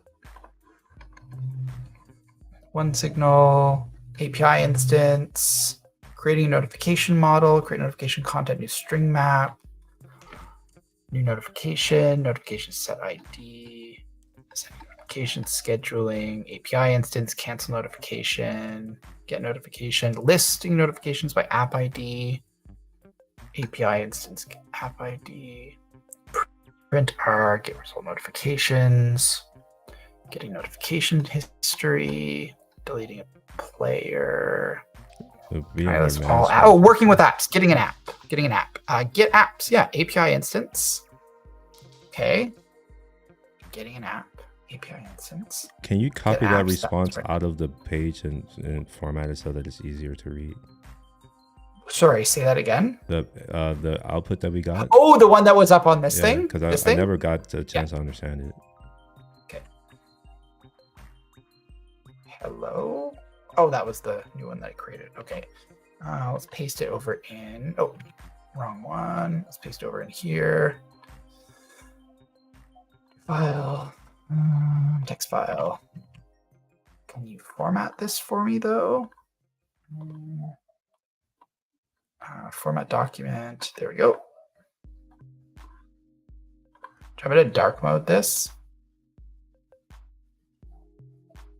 Okay, so you see how that it's saying that some of these things are arrays? Yeah. So is there a body? Can you look for a body here? Prepare body summarizer. Yeah. No, not that. What about a data? Nope. Okay, we're looking for basically we're looking for a property that could have the stuff. I don't know what it's called. Obviously, just printing out the whole object isn't gonna, it's not that useful. Yeah, I don't think this is going to get us there. But I'm looking in the so here's the PHP SDK that we grabbed. So we were doing it the right way, API instance, and then API instance that we defined. I just want to make sure I was grabbing the backend SDK. API SDK. Okay, so we had all this stuff: app ID, API instance, new default API. Hold on. Maybe this is part of the problem. Maybe I didn't do this the right way last time. One signal, construct, configuration, default API. For what it's worth, the fact that we're getting a response from our servers means that it's set up right. We wouldn't respond if we. So that's fine. That's all good. And then this one signal client. And then what if I do? Oh, hold on. Maybe what if I do this test and then I'll do all apps. And then PHP client, all apps. It wouldn't be that. You would have to go to view apps. And get apps. API. Like this should return it. Like this should. Okay, so this is working now. Now it's printing. Okay. So this is right. This is what we were looking for. Right. I don't know why we were getting that error before. But now if we do, I don't want to see the var dump in there. I want to see it in the console. Well, we're not, we still need to get the right thing. So let's go back to our output. Yes. Because in reality, we don't want to print this. We're going to return it. No. All right. So can you take this out and, oh, no, this is the array. So you see there where it says ID. So what you want to do is we want to take the ID and the name. Great. So however you create a new object for that. And then in our view, we'll have the object and then, I'm sorry, the name and the ID. See if this will grab the actual ID. Is that going to let me do that? You have to map because that's an array. There is no ID on an array. There's a way to, I feel like there's, hold on. So yes, you're right there. And then they might have a built-in, maybe, hold on. Mapping in PHP. Map in PHP. Array map. Don't want that. I want this. Do you have a dog barking in the background? There is a dog in the basement. Okay, all right. I was like, I hear something. No, you're good. Good microphone. Yeah, that dog barks constantly. Okay, no, that's not what I wanted. I wanted to grab this print r array map, my function. There we go. So let's grab this whole thing. We're just going to replicate this. And we're actually going to do. All right, so we were grabbing that, and then we're actually going to do get apps. So we're going to have this as app object. Now you've got a dog barking in the background. Yeah, that's because my delivery is here. Okay, do you want to go? Roscoe, stop. Shut up. Okay, get apps. Okay, what do we do down here? Arrays. Pulling that array map. My function. No, I don't want to do that. Wait, what are you trying to do? Oh, I'm just doing an array map. I'm just grabbing this. No, don't put that there. We want to return that. Oh,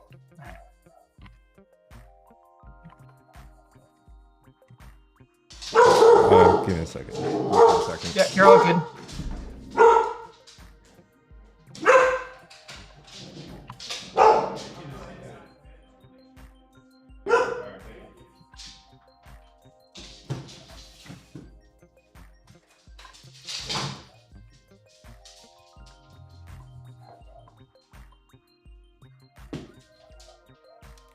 All right, sorry about that.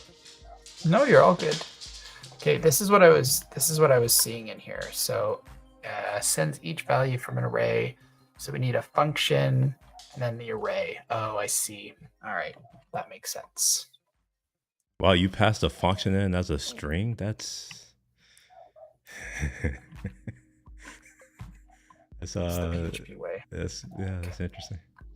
That should work now. I don't think that's a Let's see string. I think strings in PHP are double quotes. Or can it be either? It like JavaScript. It can be either, but that's not. Expected type array found. One signal, generic error, array key. Is there not a for each? Can we just do like a basic for each? Yeah, there's for each, yeah. Yeah, let's just do that. No.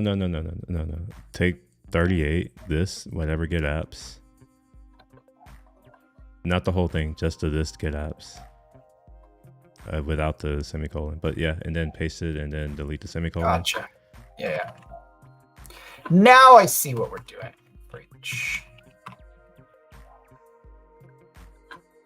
Why am I getting an error in here though? Oh, you have that semicolon. Still throwing an error. You have to give it a name too. So like, what are we going to call it? A, maybe? A equals this, one signal client get apps. I don't know how you do for each in PHP, but you have to give it a name of a variable, right? Even I am like struggling to do. I genuinely believe sometimes I know what I'm doing. But here we are in a for each loop. Did I just put it the wrong way? Oh, it's as value. Okay, so you have to put as the value. All right, there we go. All right, so let's grab this. Oh my god. All right, this one signal as app. As app. As and app? That's not right. Is it? All right.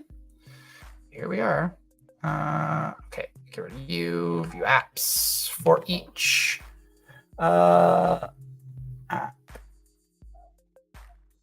Okay, and then we're not returning that. We'll print the or echo out the we're not returning that. We're just going to print out the ID and the name. Good Lord. All right.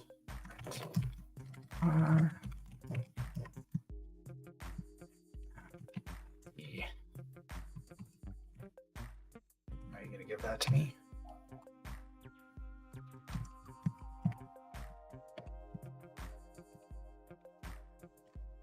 And we can delete that return and just return a string. Like, it could just be an empty string. In fact, it should be an empty string. Yeah. We don't want to pollute our namespace.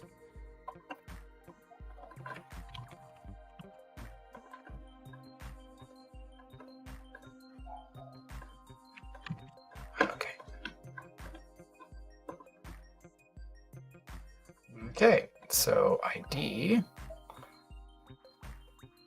Fine. Wait, no. I just want to return. Did you save the output from the last time it worked? Oh yeah, here. See, all right. So we need to get access to whatever, like that object. There's a key on it, right? Yeah. For us to be able to get to that. It might be able to. It might be this. It might be this way. Yeah.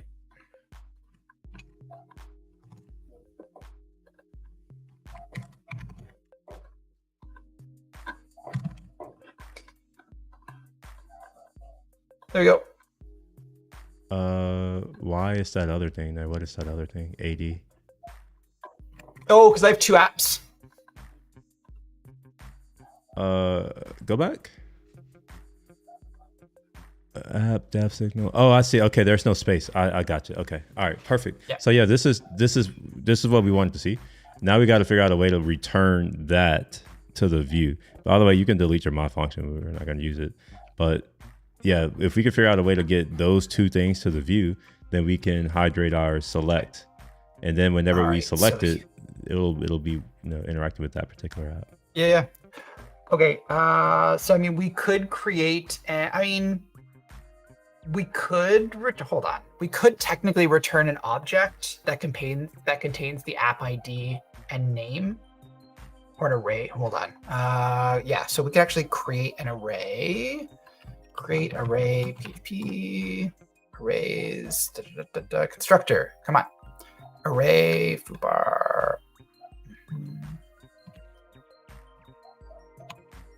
Okay. Here we go. I don't think you should do that. I think you should create an array on line 31. And Oh, push yes, to that and then array. feed it in. Yeah. Yes. Okay. And then we're going to create an array and then push the array. So let's go back and actually do this. App array. This.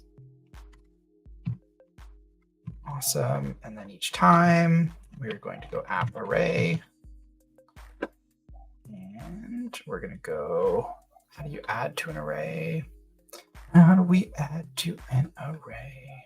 Overriding. I don't even have PHP docs, I don't think. Is it array not push? Array push, yeah. Okay. Array push, array values. Okay, array. Stack, Apple, Raspberry, Pridar. Okay, awesome. Let's do that. Array. That. And then array push. It's going to be array. And app ID and app name. That would be as a tuple. It can't be two separate things. It needs to be as a tuple. Because I they have go together. no idea what you just said. They need to be related. I understand. Yes. Oh, So you can I make see. that like push an yes. array. Just make it an array of arrays. That's the easiest way, and we'll just index Really? it. Yeah. Okay. All right. No, I think what you do is just on line 38, just put a curly brace or a square brace. You should be able to do it as a Oh, literal. around this. I see. Gotcha. Gotcha. Yeah. Yeah, And then, gotcha. Okay, that makes sense. Yeah, and then same at the other end. Gotcha. That makes sense. An array of arrays. Okay, so hopefully that'll work. And then we're going to return our app array. App array.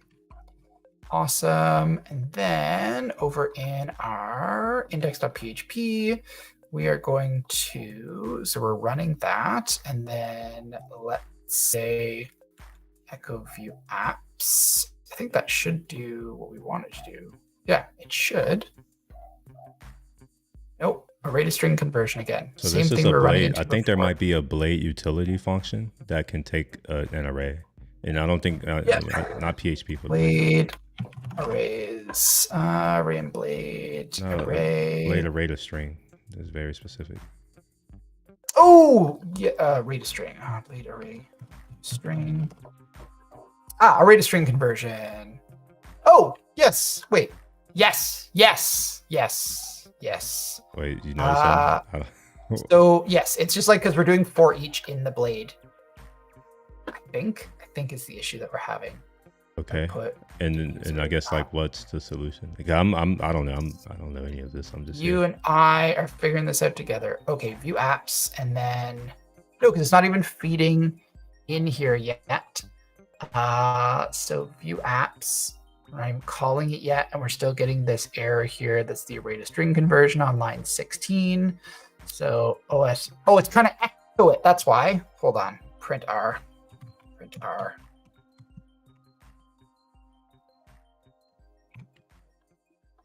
That might fix it. Sick. Okay, we got there.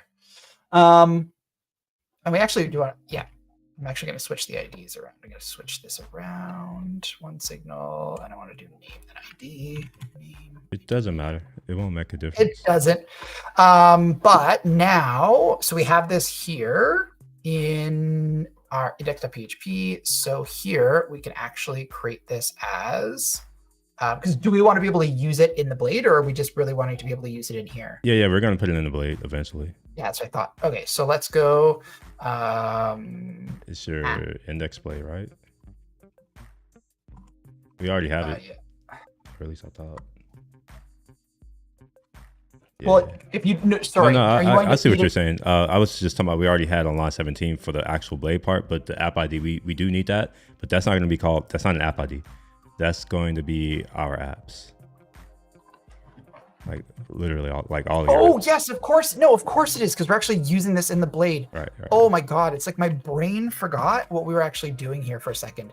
Apps is going to equal apps. Okay, and then so that's going to feed that in there. And then if we go over into our blade, this is where we're going to go here. And now, okay, attempt to read property ID on array. Okay, app name, app ID, apps. What was the actual error? Attempt to read property ID on array. I know why. It's because of the way that we've done this. So we're actually going to go into our blade, and instead of doing app ID, we're going to go app ID because it's an array, not an object. If it's an array, we need 0 and 1. Arrays are What do you indexed. mean? Like it's all right. Let's just see. So you need 0 and 1 because it's an array. Arrays don't have string-based indexes. No. Delete the ID to get like just put 0. Oh, yes. Sorry. Yes. Okay, this makes sense. Okay. All right. Good. So let's swap the 0 and 1 because I think you changed the order. I did. No, you know what? Let's swap it. Let's swap that. I was about to say no, but yes. Okay. All right, there we are. Cool. Sick. We're 2 hours, Will. Do we wanna leave it for today? Yeah, I don't mind. Yeah, that's fine. I love you're like, it's working. We're good. No, so I want to keep going, but I was just like, oh crap, we're at 2 hours right now. I feel like it took us 2 hours to create. No. I'm just like, it's funny because I'm just like, sometimes I'm like, quit while we're ahead. Like, yeah.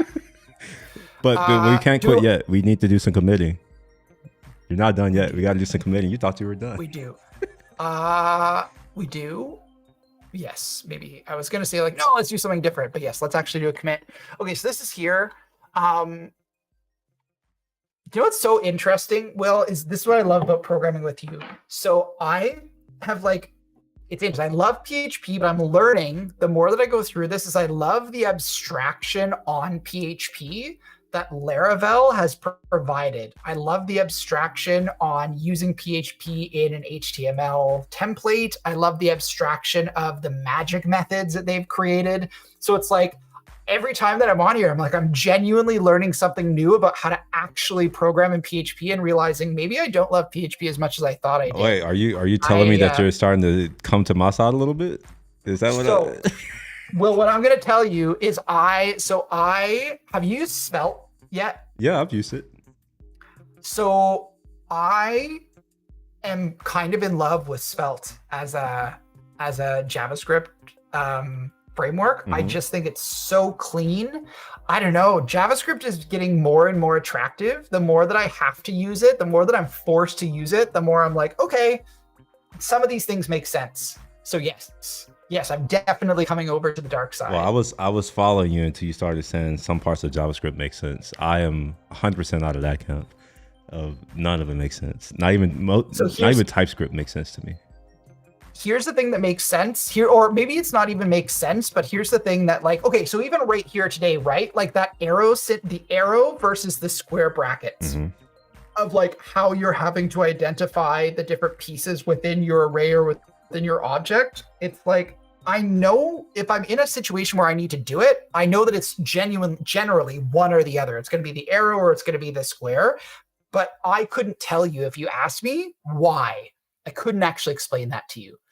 And I think that maybe this is like, and so yet the arrows are actual objects. They're instance objects, whereas the square braces, those are properties. You're indexing into it, so you could think of it as a dictionary. Gotcha. So if it's an object that you've tracks. instantiated that PHP is instantiated and it's managing in quotes, then you're going to get to do that. And that just comes over from C. That's how you index into, or that's how you access properties in C, is the dash whatever, which is part of the reason why like it reminds me of a past that I've grown past, you know. I also I hadn't used PHP in a while, and I did a stream on Friday. I'm doing like these Friday streams where I explore new like languages and doing feature flags in different languages. I tried Python for the first time again in a while, and initially I was like, I don't like this. This is gross. And then I was like, ooh, I get it. I get why this is a thing that people enjoy. I still don't like Python, but I do understand why people enjoy it. I like to say that it's training wheels. It makes you feel like you can really program. And then when you don't have it, you learn that no, it's a lot of the things that's doing a lot of stuff for you. You don't have to think about most things, which in my opinion, like if you're not thinking about most things, then are you programming? Yeah, and I'm discovering that no, I'm not. I haven't been. I feel like I have been abstracting. I have not been programming. I have been developing. Whatever we just get shit done. I've been developing. Build shit. That's all that matters. Yeah, I would say that is a very true thing. But I don't understand. I feel that there is a level of my joy of these streams is like your patience is second to none. But also like I'm genuinely walking away with like, oh, all right, I understand something a bit more. So worst case scenario, I'm learning something, and hopefully people that are out there are learning something too. So let's go commit some stuff. All right. Well, we got it. Yeah, you can't do it in desktop. So let's see. The lock. We should. I guess we could. Wait. What's that? Oh, this was just that object. I see. just created a new file. I see. Yeah. So that. Oh, and I actually want to create an env sample file. Just going to copy this. Env.sample. Just so we don't lose this again. Oh yeah. Well, already we're off to a good start. We have a repo now. Maybe one day I'll add a readme, do the whole shebang. One day. I mean, we've got a readme. There's something there. Okay. So we're good. So let's go back over here. So we've got our env sample. So we do actually want to commit the lock file. Oh yeah. After I said it, I was like, yeah, we do. I think we could commit everything at once. It's just not. Yeah, I think so. It all goes in the. Stage changes. Get load apps from OneSignal. Load OneSignal apps. And next time we shall load the DevCycle stuff or whatever you want, whatever you think we need to do. Whatever I can do. No, whatever you think we need to do. Yeah, absolutely. We need to do the same thing. Basically, we need to pass DevCycle stuff through to the blade so that we can use it in showing stuff. It's exactly the same process that we just did for you. Okay. So yeah, we're actually in a very similar position. Okay. Did you publish? Yeah, publish. I'm going to publish this. Yeah. I'll publish it to a branch, and then it's there, and then upstream. Yeah, try upstream. Oh. You know what I may need to do? I will add you to that repo so that you can do it. Don't try it yet because it's not going to work. Come to here. And you may have to tell me your handle again. I'm sorry. Okay, I'll pull it up right here. It's Andrew D. McLean. Okay, give me a second. Yep. Come on. Roscoe, what are you doing? Andrew D. Mc. M-A-C. Oh, L-E. M-A-C-L-E-A-N. I'm used to things just popping up. That's what I was hoping would happen. Okay, so you need to go to your email first. Whatever email is tied to your GitHub, and accept the invite. And then, and only then, can you then publish that branch to that particular repo. All right, let's see if it's showing up here. It is indeed showing up here. I will shepherd view invitation. Oh, I'm not logged in. Let's log in. Let's log in. No. Oh. No. You're a 1Password user as well. Absolutely, I'm a 1Password user. One of the few, the first piece of software that I ever paid for. You know they're a Canadian company. 1Password? Yeah.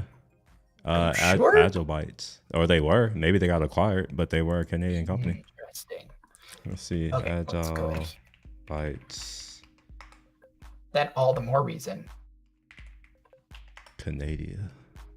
Yeah, Toronto. Is Really? it Ottawa? Oh, It's there you go. wait, no, Toronto. I don't know provinces, but yeah, it's Agile Yeah, Bytes. all in Ontario. Yeah, Toronto's in Ontario, so it's like the central province. All right. 257-323. Accept invitation. And I'm gonna refresh this code Oh, space. you didn't need to refresh. You say that, but I'm a believer. Well, in the worst here's things why that you don't happen. have to, because what's going to happen is a API request is going to go to GitHub, and that has nothing to do with your client. So it's going to try to submit this patch, and it was probably going to fail with the authorization. It may still fail. Let's see. Let's try it. Oh no! Look at that. So we did it right. Success. All right, let's see. Leave extensions updated now.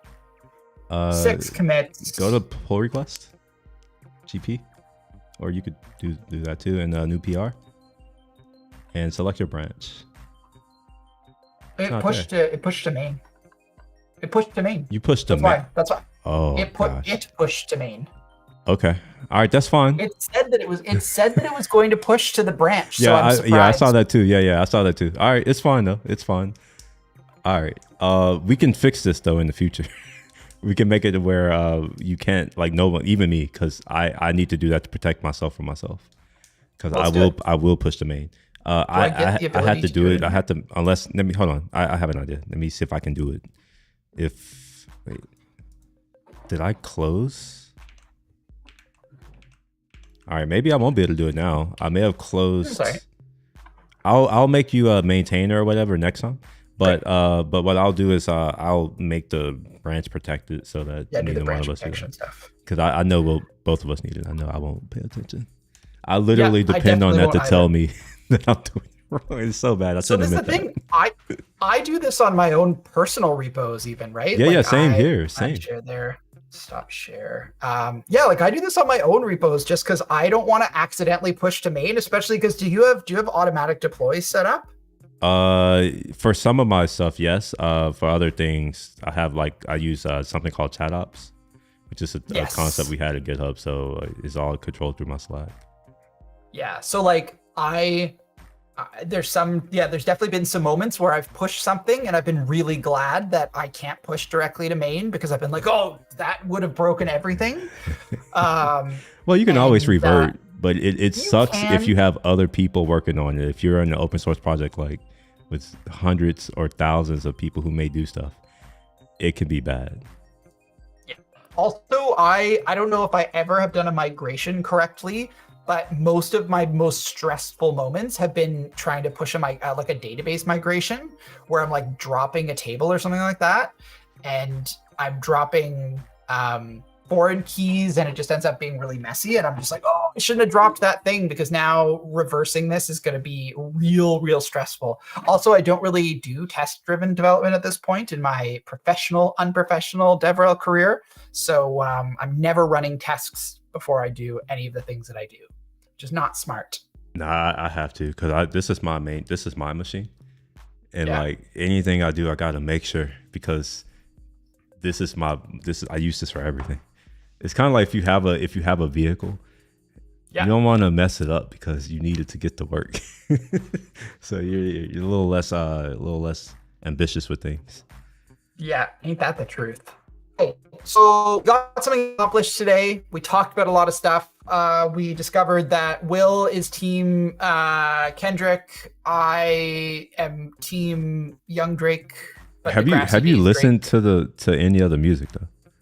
I've listened to it like as a whole or like the diss tracks. All of the stuff that's been put out in the past week or two. I've listened to one, but I actually genuinely, it was like on the newscast, and I genuinely don't know whose diss track it was. All right, you got to listen to all of them. Listen to all of them, and then come back. And if you still say that Drake won in a rap battle after this, then I don't know. I guess I'll at least be able to respect it because it's like at least you've listened to it all. I'll go listen to them in preparation for our next stream. Oh wait, Casual said Team K Dot, just so you know. When do we want to do our next one? 2 weeks? Sure. Back on the cadence? Yeah, just put it on just block it On up the for calendar? not next Okay, week, but the week after next. Week after. Okay, and I'm just gonna go Will and Andrew pairing. And are you gonna find add invitees? Will go. Awesome. Blocked off for the 22nd at 1. And should be in your inbox. All right, cool. All right, so we're getting there, everybody. We're getting there. We're almost there. We're all connected. Everything's talking to our Leaf application, so we're on track to get. Not yet. We need to get DevCycle. We do. And then we need to do the other thing, which is not do it as we're kind of just pulling things in like a more like ad hoc manner right now, but we're not following the structures of the extensions. So probably next week or the next stream, we'll be able to get DevCycle up and working. And then maybe we should abstract everything out into the actual packages and start pulling stuff in that way. Because I feel like that's probably going to be the biggest challenge for us, is to pull all of our logic into whatever the structure of the extensions is. Or to figure out what it is we want to do. But yeah, that's next stream things. That's a future us problem. That's a future Andrew and Will problem, not a current Andrew and Will problem. Yeah, so hopefully this was good. If you were watching this live, thanks for sticking around. If you're catching this VOD, thank you for sticking around for like 2.5 hours.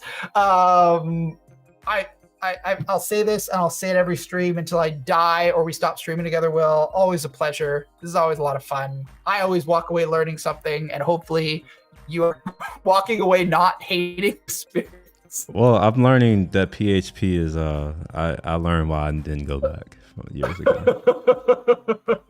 Yeah, it probably was the right call.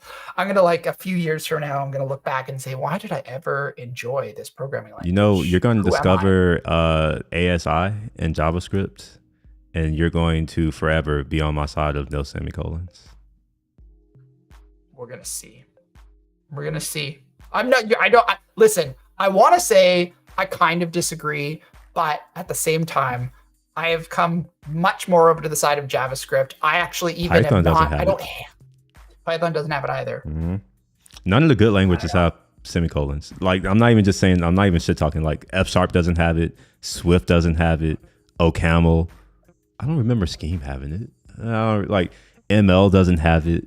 So it's all the good languages, they've learned that you don't need semicolons. Swift is one that I want to learn. That is a language that I'm actually very interested in. So that's eventually once I have my well, how about this? After we get our plugins, like whatever we're gonna get finished developed, yeah, we can transition to doing a mobile app. I know a little Swift. I don't know if you knew this. So I didn't. I did not. Yeah, let's do some Swift. iOS, Yeah, let's move over to the world of iOS. I'm here for it. Okay. Let's do it. All right. Okay, Will, we're booked in for 2 Wednesdays from now. If you're watching the stream, we'll be back here, same places, 2 Wednesdays from now. If you like the streams, be sure to follow us on all the channels. Yeah, thank you all for watching. You've been amazing. And Will, thank you for being an amazing pairing partner yet again. All right. Bye, everybody. See y'all.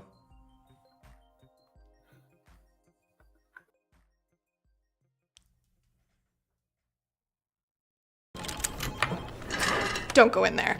They're having the let's try to figure out what customers want meeting again.